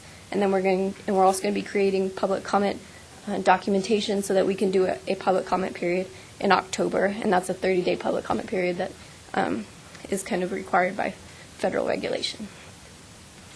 I'll take any questions. Questions for Catherine? Go ahead. Sorry, that seems like I'm really engaged on these things Good today. to have you here today. Got a hot button under the seat or Go something. ahead. I'll make the point again, because it is kind of a really critical study environment, the El Paso County Land Use Master Plan that has just initiated. So it seems to me like it would be exceptionally valuable to have some type of measure of coordination between this effort that you just described and what the county is intending on doing. I'll just simply make like an example point. What if you believe that there should be a large transportation corridor going from one place to another place, but that isn't, for whatever reason, being considered in the master planning effort of the county? We could find ourselves with conflicting concepts between this effort and the county's master plan. So to the best that we can, I think a coordination process between the two would be very effective. The key to that is, I think, both processes informing the other process, so that we have something that produces the best output opportunity for us to have coordinated land planning across El Paso. So I'll make that recommendation. I think it'll be really, really important and helpful for everybody. Thank Definitely. you. And we have been in close contact with our TAC members, El Paso County being one of them, and they've been a part of the conversation from the very beginning, and Victoria is the one that sits on the board, has been very active in making sure that that they are able to get, their needs and their corridors, specifically in the projects that are going to be listed in this plan, to make sure that we are focused on what the needs are of all of our member jurisdictions. So they have been actively involved, and they're also, Victoria plans to look closely at these chapters as well. So. That's great. And I'll just make one last point. It is a unique, once-in-a-decade opportunity to have those two coordinated. Yes. Once in a decade. So I'm sure she's thank you. Thinking of that specifically. Others? Comments? Start reading now. It's big. Okay. Thank you, Catherine. Appreciate that. Our next is Public Participation Plan. And John. Thank you, Mr. Chair and members of the board. For those of you that follow baseball, you know the third base coach gives signals. So either Andy wants me to steal second, or I'm supposed to hurry this up a little bit. So we're going to do what we can. Get you out of here a little quicker. Public participation plan. This is the actually the second time you've seen this. It was part of the Public Participation Plan Limited English Proficiency package that I think you saw in February. We pulled that off, this particular item off the agenda, because we received significant comments from FHWA. We have since made all the corrections that FHWA had suggested, and really when FHWA makes suggestions, they're not really suggestions, you have to do it. So we've done all of those things, and now this has been re-advertised, it has gone to the TAC and CAC, and we have not received any public comments nor any comments from the different committees. So at this point, this is information, so that's the first time you're going to see it. It will be back next meeting, and Jason will present it in greater detail. But again, in the interest of time, because none of you are shy about answering questions, that's the high overview of what's required. But if anybody has any specific questions, I'm happy to go over that at this time. Any for John? Great, thank you. Time. Very good. You're back. I'm back. Item 60, Unified Work Program. I'm like a bad penny. No. Mr. Chair, members of the committee, again, this is the first time you'll be seeing this, but it will be back next month for action. So again, I'll give you the high-level overview, and you can dive into it to the extent that you want to spend time on it.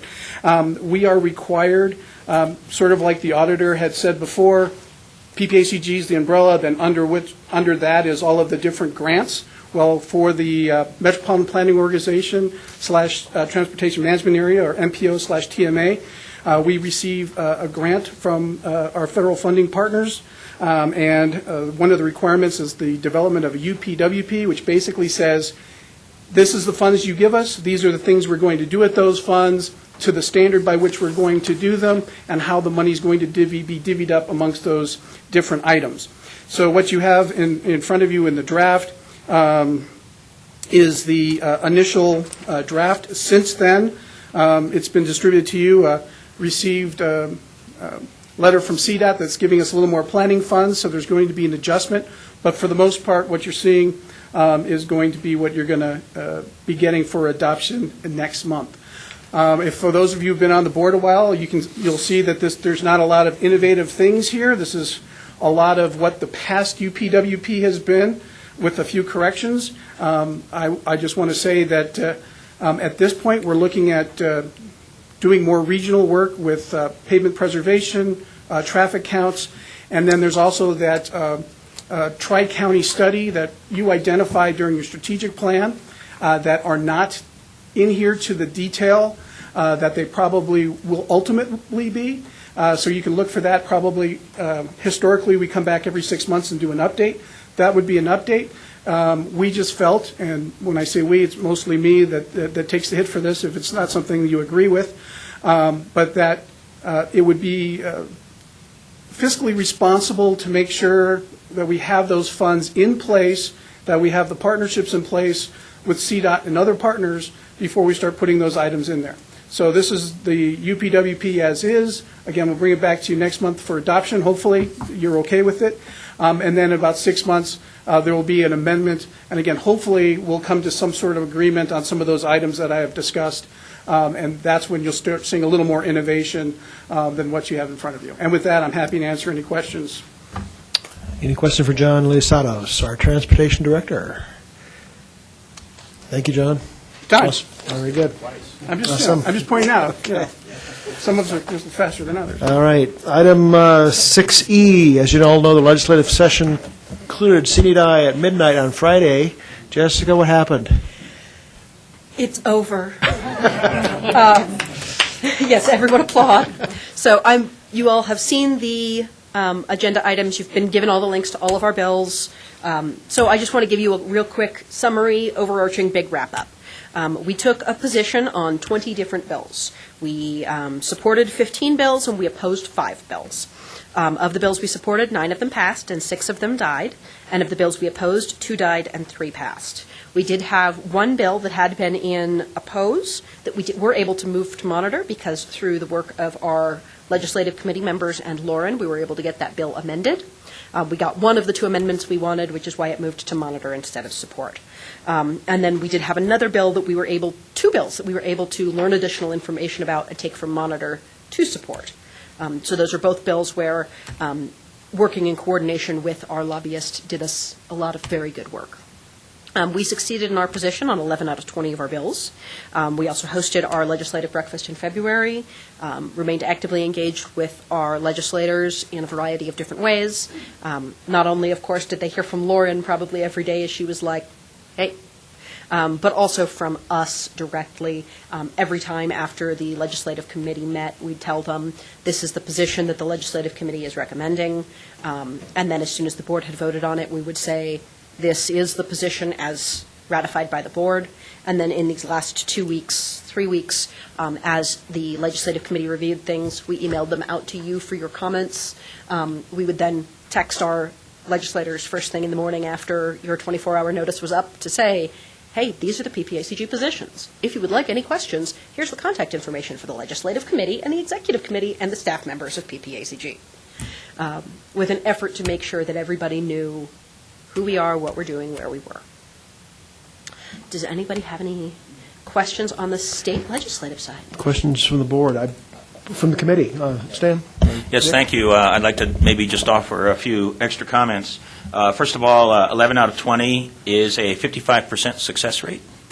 I think it's actually kind of an interesting metric to kind of keep in the back of our mind, and maybe for the next legislative session we can work on that. I can tell you that one of the interests of the legislative team, and I appreciate, by the way, everybody's efforts on that team. It was those meetings took some time to get through these legislative proposals, and we had, I think, good representation, and we were very deliberative on them.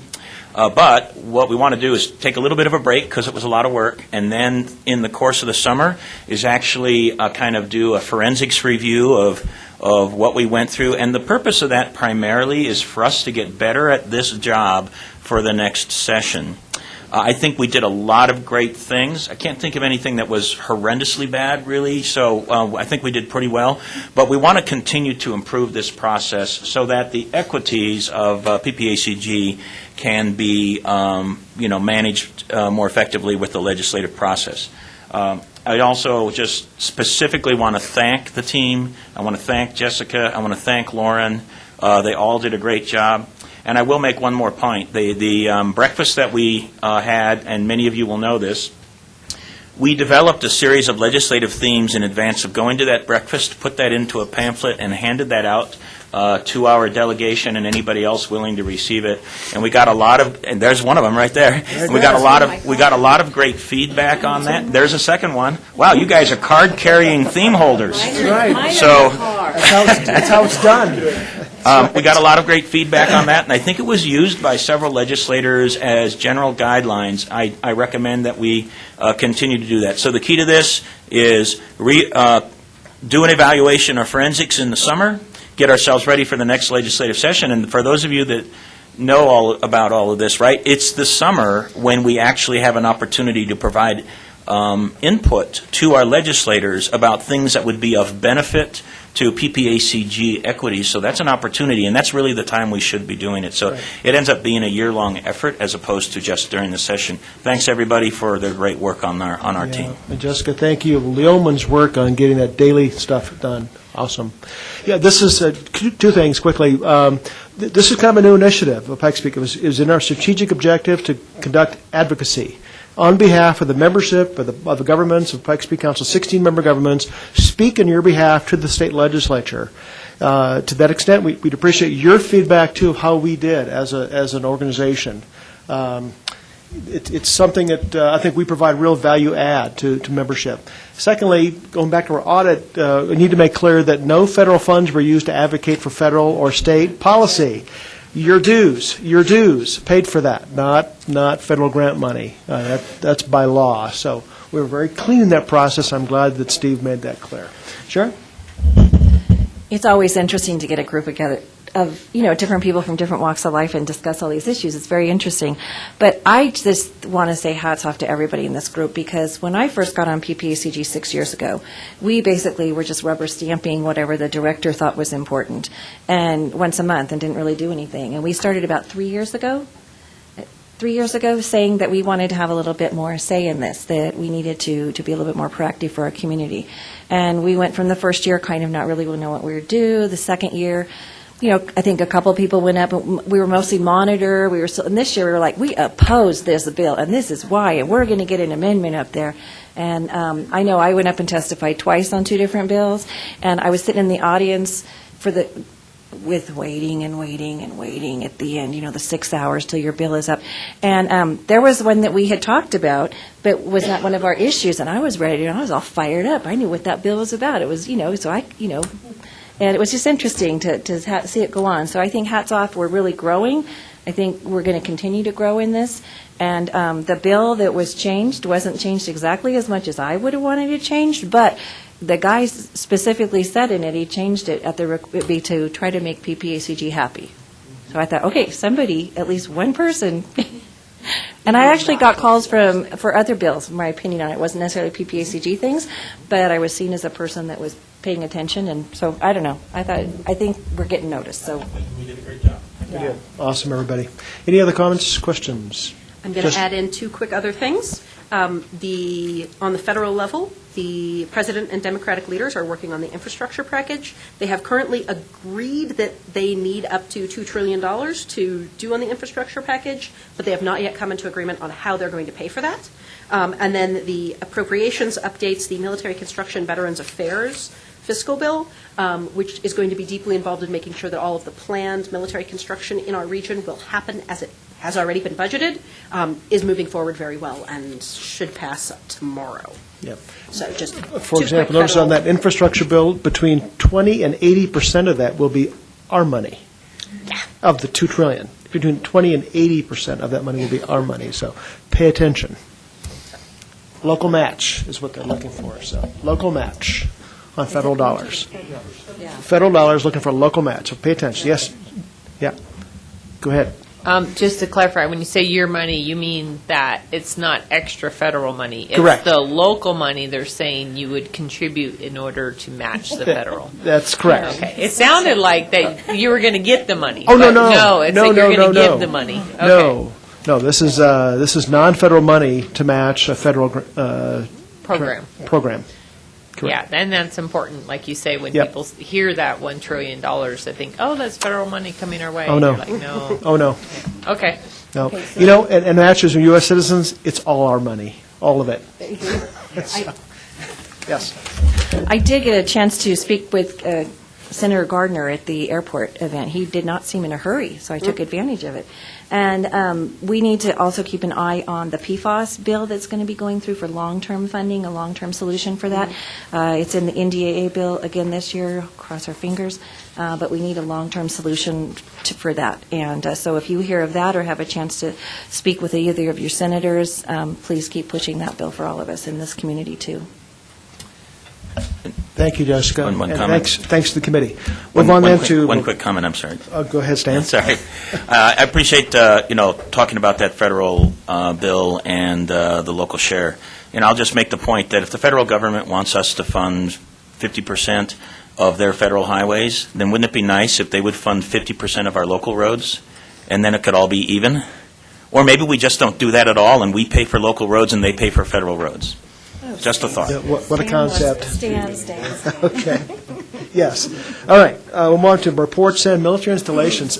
Gentlemen, ladies, thank you for your patience. Colonel Bearden, you want to start with us, please? Sure thing. Thank you so much, Mr. Chairman, members of the board. Rob Bearden from the 10th Air Base Wing on behalf of the United States Air Force Academy and General Severia. 3 quick things for your awareness. One, we are conducting an exercise in our clinic tomorrow that has gone out through our public affairs channels so that folks are aware.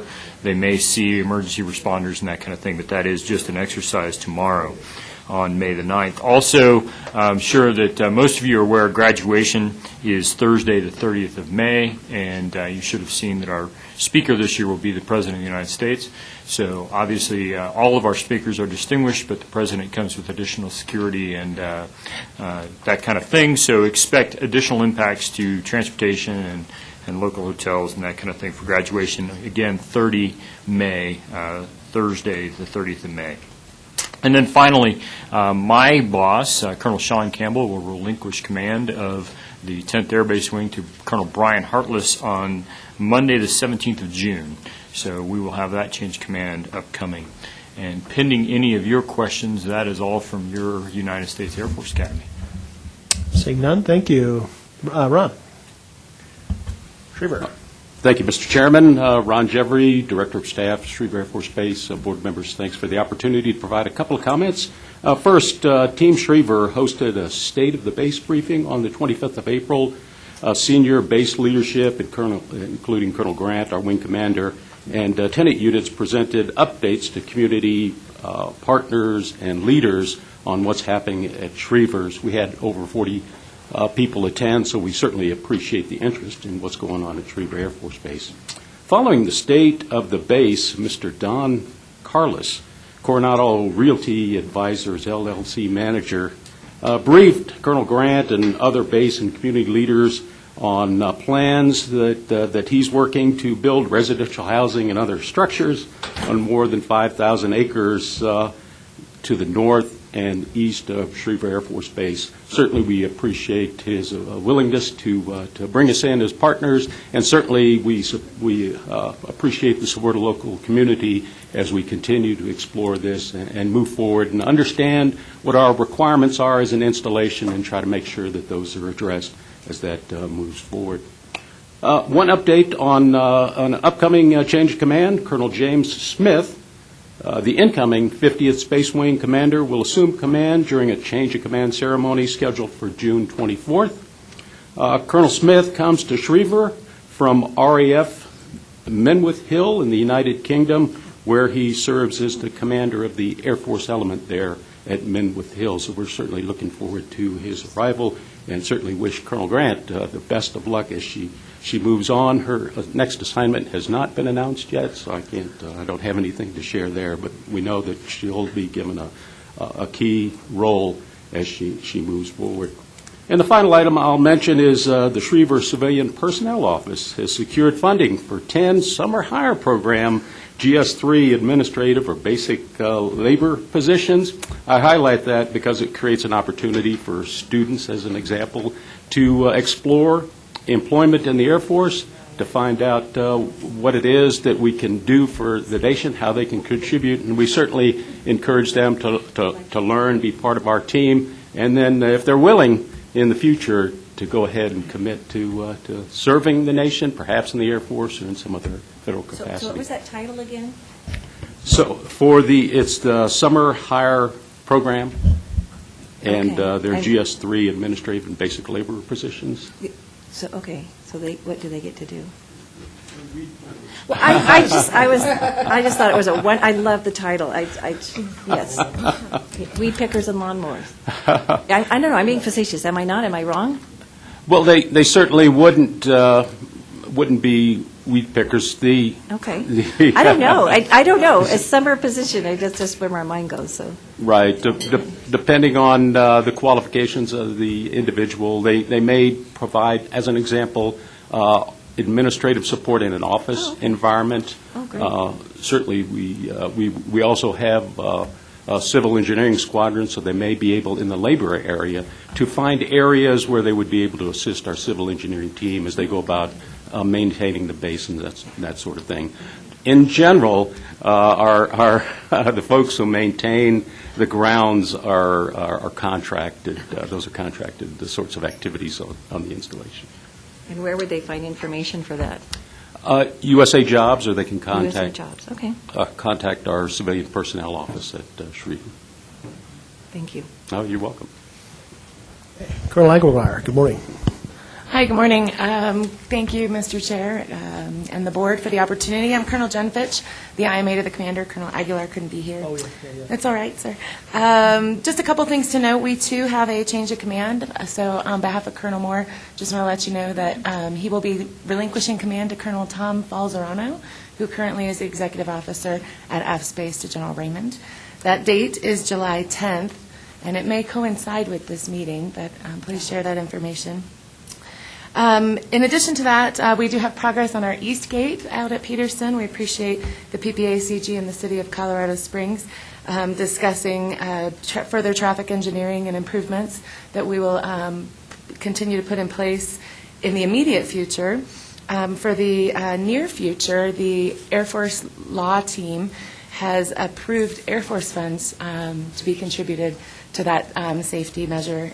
So we look forward to the design rolling out. Currently, the word is that it was initially $500K for the light to go in, but it may be as little as $150K. When we receive that final information, we'll coordinate with PPACG, City of Colorado Springs, on possible cost measure match and further development of timeline so that we can get in as soon as possible. In addition to that, we continue to have a security concern to the north of the gate with a private property owner. The owner has spoken with county, so we appreciate that. He wants to meet with the base and discuss which tenants are of concern as far as encroachment near the gate. That's all I have pending any questions for Peterson. Any questions, ladies and gentlemen? No? Thank you very much. Thank you. Terry, anything from the MAC? Next week is Armed Forces Week. Right. And on the 14th, the Air Force Academy Band has its concert at the Pikes Peak Center. You can get tickets. They're free, but they run out, so you got to do it pretty quick. And on May 16th is the Armed Forces Day Luncheon. In the past, it's been at the Broadmoor, but it's at the Doubletree. So if you're going, don't go to the Broadmoor this time. Go to the Doubletree. May 16th, a lunch starts at 11 o'clock. Great. Thank you. Thank you. Mobility Coordinating Committee.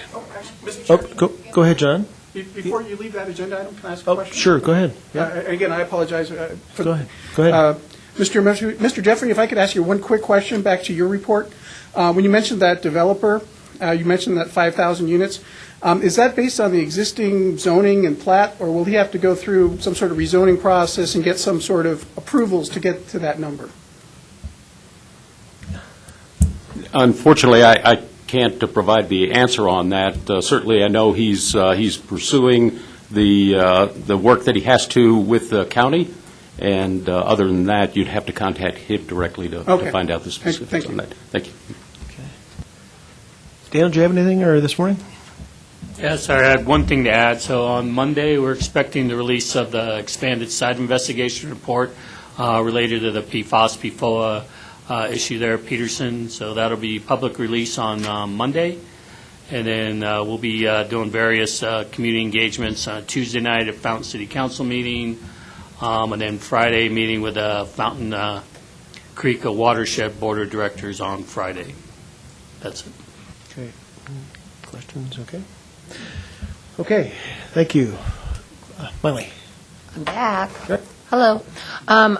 So you all have the minutes from the most recent Mobility Coordinating Committee meeting. So in a nutshell, we just pretty much did the bylaw revision. So it was a very short meeting. I did want to draw your attention to one thing. There are two members that used to be non-voting, and they are now voting, and we haven't quite updated the roster yet. And those would be Brian Champion and Jacob Matson as the alternate. Both are with Mountain Metro Transit. They've moved from non-voting members to voting members. Just FYI, they were appointed by the mayor to be the representative. So just wanted to point that out. Any questions for the Mobility Coordinating Committee? Thank you very much. Appreciate that. Well, that one was easy. Yeah. Nice. Transportation Advisory. Brian. Good morning. Brian Vituli with the City of Colorado Springs Mountain Metro Transit and first Vice Chair of the TAC. We met last month on April 18th, and we'll be meeting again next week. The item is in your packet. Next week we'll be working on a proposed TIP amendment. And as Catherine mentioned earlier, she's given us a lot of homework to do by reviewing the long-range plan chapters. So we're all more busy with that. And we appreciate the opportunity to review that. Okay, so any questions? Any question for Brian? Seeing none. Thank you, Brian. Thank you. Appreciate it. Community Advisory. Sharon Brown still here? No? I think she said she had to go. Oh, that's right. She had to leave by 11. That's right. Any comments? Maybe Sharon? Jessica? Nope. Very good. Move on then to our Regional Advisory Council. Joe. Joe Urban, Area Agency on Aging. Dave could not be here today. Just a couple things. You've got the report in your packet. I want to let you know that our RFP cycle just closed last week for 2020 funding, so we'll be reviewing that over the course of next month and have a recommendation to you folks at the June PPACG meeting. Wanted to note that the yellow books are here. We got 26,200 of these. Commissioner Steen has been very active in distributing those through Teller County, and I'm sure he would challenge every commissioner to do the same thing in your area. Personal deliveries, okay? It's a great gift. So if you need those, we've got stacks of them by the front door. Any questions? Thank you, Joe. Thanks. All right, move on then to Air Quality Technical Committee. Andy, you got this one? Just very briefly, 2 items just want to mention with that. We had a really good technical committee meeting about 2 weeks ago, and we're focusing on public awareness around air quality issues and especially ozone. We still attain and meet all the standards, and we want to keep it that way. So we're looking at ways to raise public awareness to let people know how they can reduce emissions on their own, on an individual basis, individual business basis, and so forth. 2 things we're going to do in the short term is actually engage with our TV weathermen and women, our meteorologists in the region, to let them know that they can get the word out through their weather reports to let people know about potential bad air quality days that may be coming up and measures that folks may want to take to reduce emissions or exercise indoors and things like that. So we'll be doing that hopefully soon in the next couple of weeks. The other thing is we're looking for volunteers, including folks that are in this room that maybe want to do a short video spot. It could be 30 seconds long to promote the value of clean air and what you as an individual can do to help us meet our clean air challenges. And would be short videos, 15 to 30 seconds, maybe a little bit longer, but things that we would push out through social media, on our website, and so forth. So if anybody's willing to volunteer, come see me. I'll follow up with an email to give you some more details, but we're looking for a lot of community members, elected officials, private sector folks, maybe folks that are with our local soccer team, local baseball team, Olympic committee, so forth. So looking for volunteers there. Great. Turner. Thank you, Mr. Chair. Do we get any points when we're looking at transportation items for the new buses that we're looking that will be electric points, as opposed to diesel? Points meaning? We don't really get credit for that at this point, since we currently attain all the standards. If we do fall into non-attainment, if we exceed the ozone limits, then we'd have to come up with a plan to look at control measures, and that's where we would start having to maybe quantify what those emission reductions values would be and where we would get credit, per se, for transportation reduction measures and energy reduction measures and others. But for now, since we're in good shape, we don't get credit, per se. Okay, any questions for Andy? Water quality, anything there, Andy? They met yesterday. The only thing I'll mention is that hopefully next month, when you meet, we'll have a new environmental planner that's going to be coordinating water quality and air quality issues. Nobody's happier about that with her coming than I am, so we'll introduce her next month. Very good, thank you. All right, CDOT update. Karen, what do you have for us? I'd like to introduce, so next, we were going to have Shoshana Liu here this month. She's going to come next month instead. But Deb Perkins-Smith retired. For those of you who don't know, Rebecca White is here. She is. Came down and wanted to see the meeting, but she is now in charge of the DTD office. Yeah, so she's helping us with the statewide planning effort from the CDOT perspective, or she's leading that as part of the group. So I just wanted you to have a face to the name. And she's been with CDOT for a while, so she's not new to CDOT, just new to the position. I have next month we will also be bringing you the build grant support process. So we are submitting a build grant for the I-25 improvements, Charter Oaks Ranch Road, Fort 19, Gate 19 connection, and it'll have State Highway 94 improvements on there. So we're going through the TAC and the CAC and then present it to the board just kind of for your support.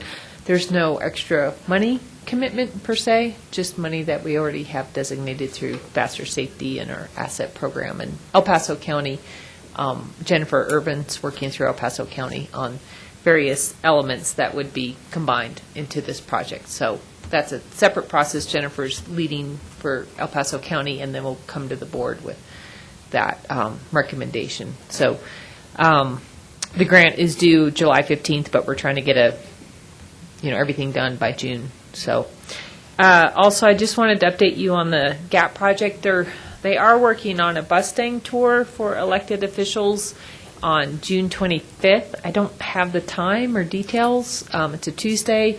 For those who were here before we started construction, we took people around in the bus staying and told them about the project in advance. This would be more here where we are in construction and show where the bus goes up to Denver Tech Center also, or at least explain that.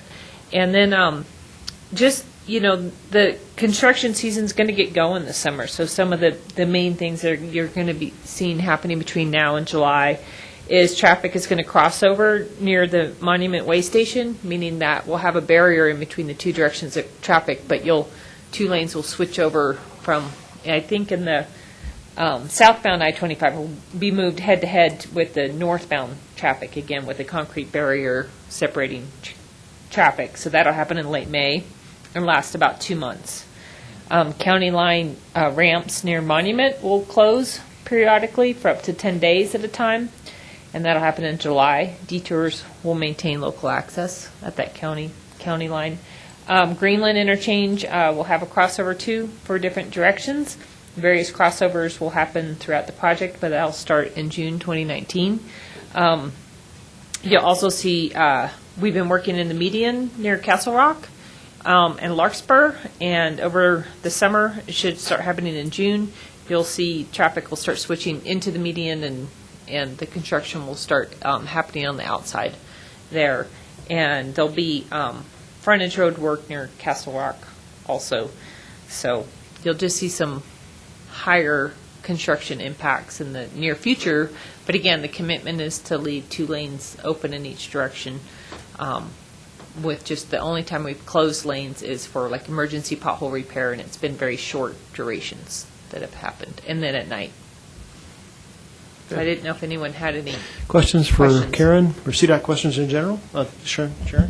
Just a couple of questions.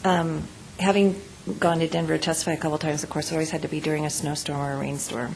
The cement barriers, the water doesn't drain, and you're basically hydroplaning, it seems like, in those areas where you have cement barriers on both sides. The water just doesn't drain off. As the snow melts, it doesn't drain off. It's, I don't know, is there a way to address that, or I don't know what, but it just, and then some of the cuts, like when you get to Monument, I don't know how to describe them, but it's really hard. If you're not paying attention, you're going to go in the other lane, and I just didn't know if that was something that is going to be addressed very quickly, or...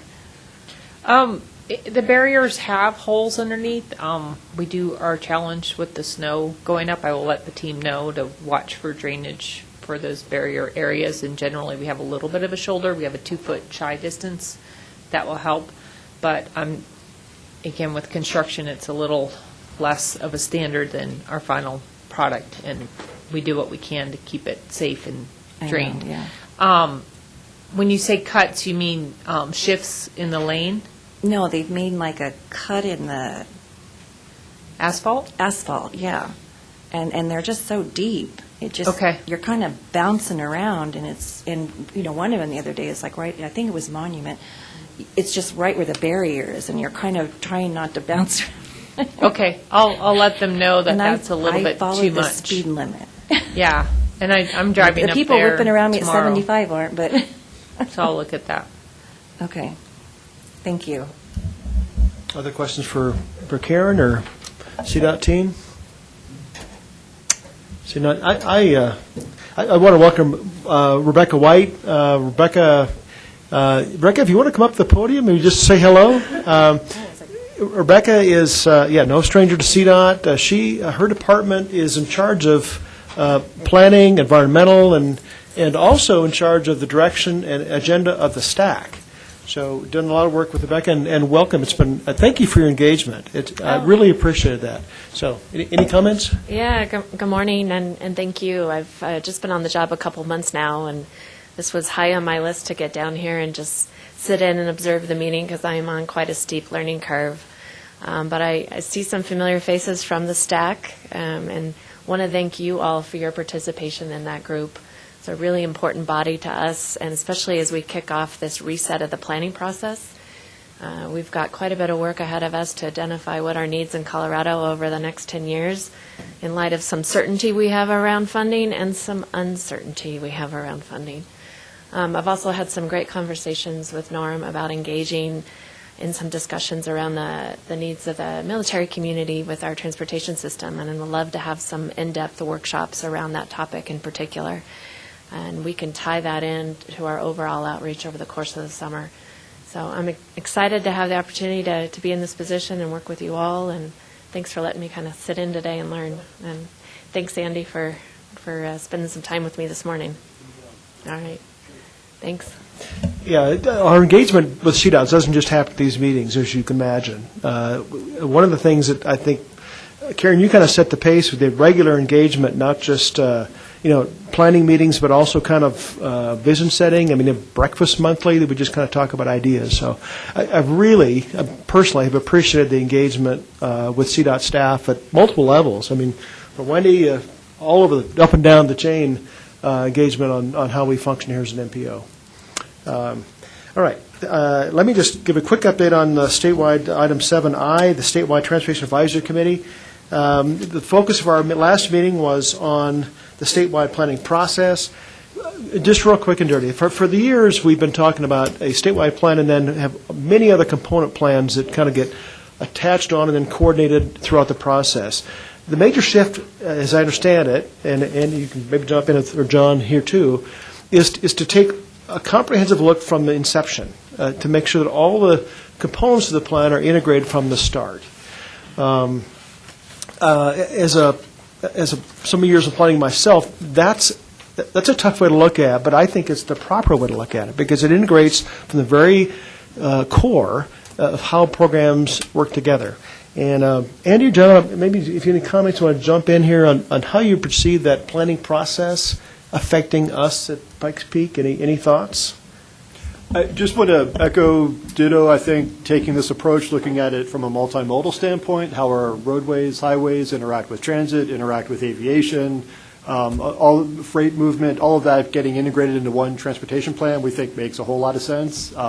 It doesn't take over what we do in our region. We, as an MPO, we still prepare our long-range transportation plan, the one going out to 2045, that CDOT would just basically take and incorporate into their statewide planning process. But yeah, we like the refreshing look at how they're going to go about planning. And John, any comments?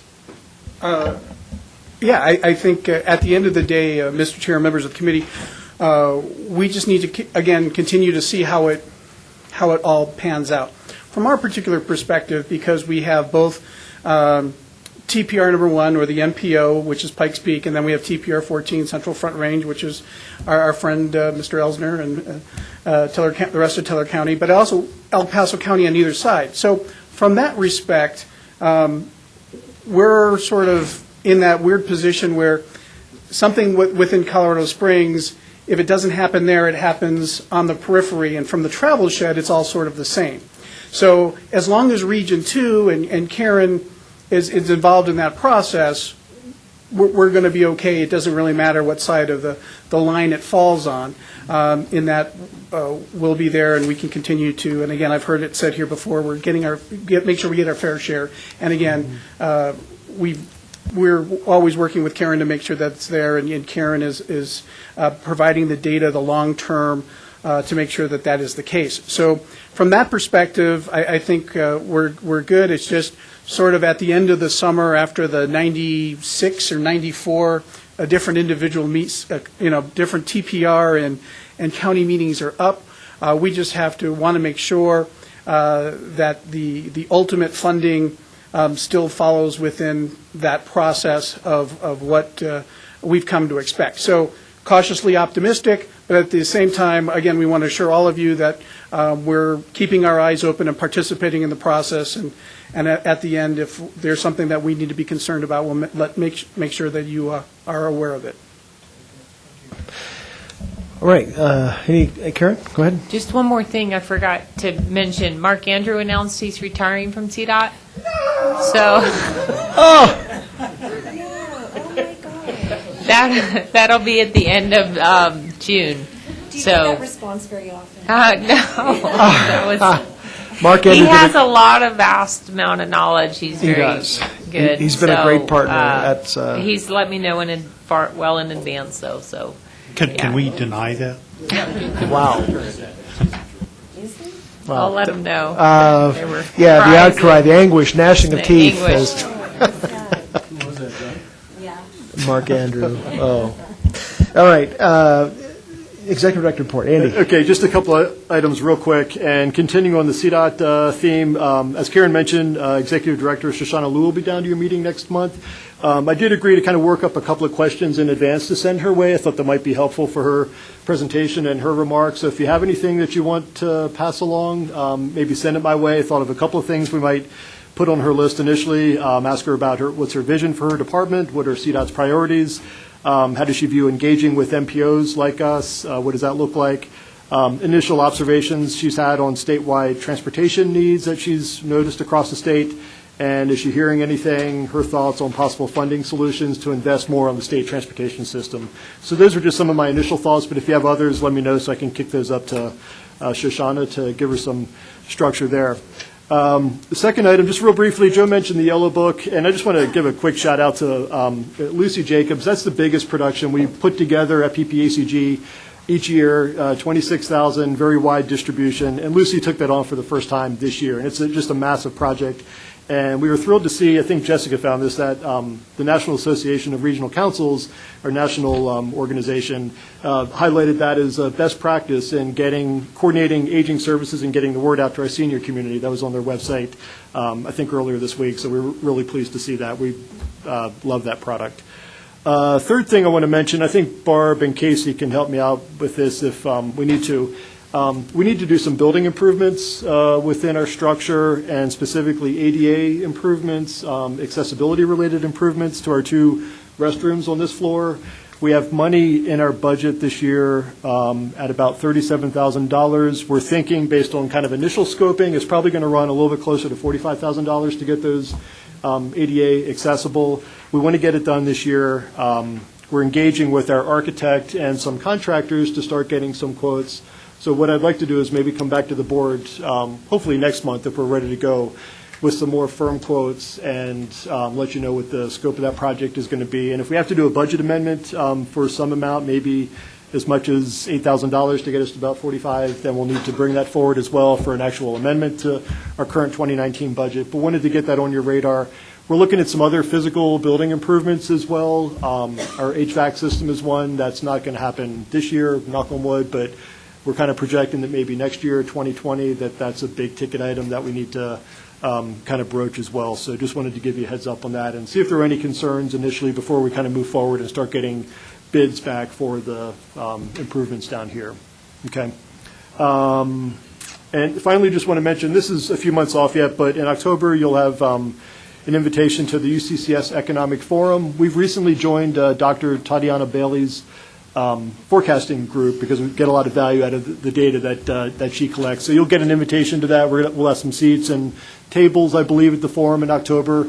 It's her big annual event where she talks about what's happening economically throughout the region, throughout the state, helps drive a lot of decisions and planning work that we do. So you'll hear more about that. But that's all I've got for now. Any questions for our Executive Director? All right, very good. We're clicking around the horn. Any member entity announcements, things going on in your corner of the world? Yes, Stan, and then we'll go around. Yes, just very briefly, we have two people in new positions in El Paso County. Amy Folsom is our new county administrator and participated in our first board meeting yesterday. And we also have Diana May, who is our new county attorney and participated in her first board meeting also yesterday. So if you haven't had a chance to congratulate them on their promotions, please do so. We've got a great team in the county. I think they're going to continue to allow us to move forward and do great things for the citizens here. Thanks. Okay. Holly or Cammie, and then Holly, go ahead. Yeah, sure. So I had the opportunity with several of you to attend the Chamber of Commerce trip back to Pittsburgh. A couple of takeaways from that. I got to see roads in both Pittsburgh and in Ohio, and I would say that it helps to have more congressmen because Ohio has really good roads. Pittsburgh's roads were interesting, and then just on the water subject, I don't know if anyone was on my team, but when the water team presented, it is they considered a good standard if only 140 days of the year they accidentally spill sewage into the river. So we're just like, what? So I thought you would enjoy that interesting fact. Apparently our standards are a lot higher. Cami? Nope, Dick? Karen? I forgot to mention, May 14th in the evening is the I-25 PEL public meeting. So if you wanted to go up, and again, the PEL is Planning Environmental Linkage. We had Chuck Ottardo here last month to present on it, but it's May 14th from 5 to 7 at Lewis Palmer High School. So I just wanted, I think there's a flyer that's gotten distributed, but I just wanted to let everyone know that's the local public meeting for I-25 from Monument. And this one, the Planning Environmental Linkage goes all the way to C-470 for the big picture improvements that would be seen along there. Great. Any overs for our military folks? Nope. Don? Turner? Springs? Nope. Very good. Front table? Sharon? Oh, I brought flyers for the military veterans fair that we're having. So if you ever would like to take one and help spread the word around, and if you want one electronically, send me an email and we can get that for you. But All right. Seeing no further information, it's 11:21. We're adjourned. Thank you, everybody. Okay.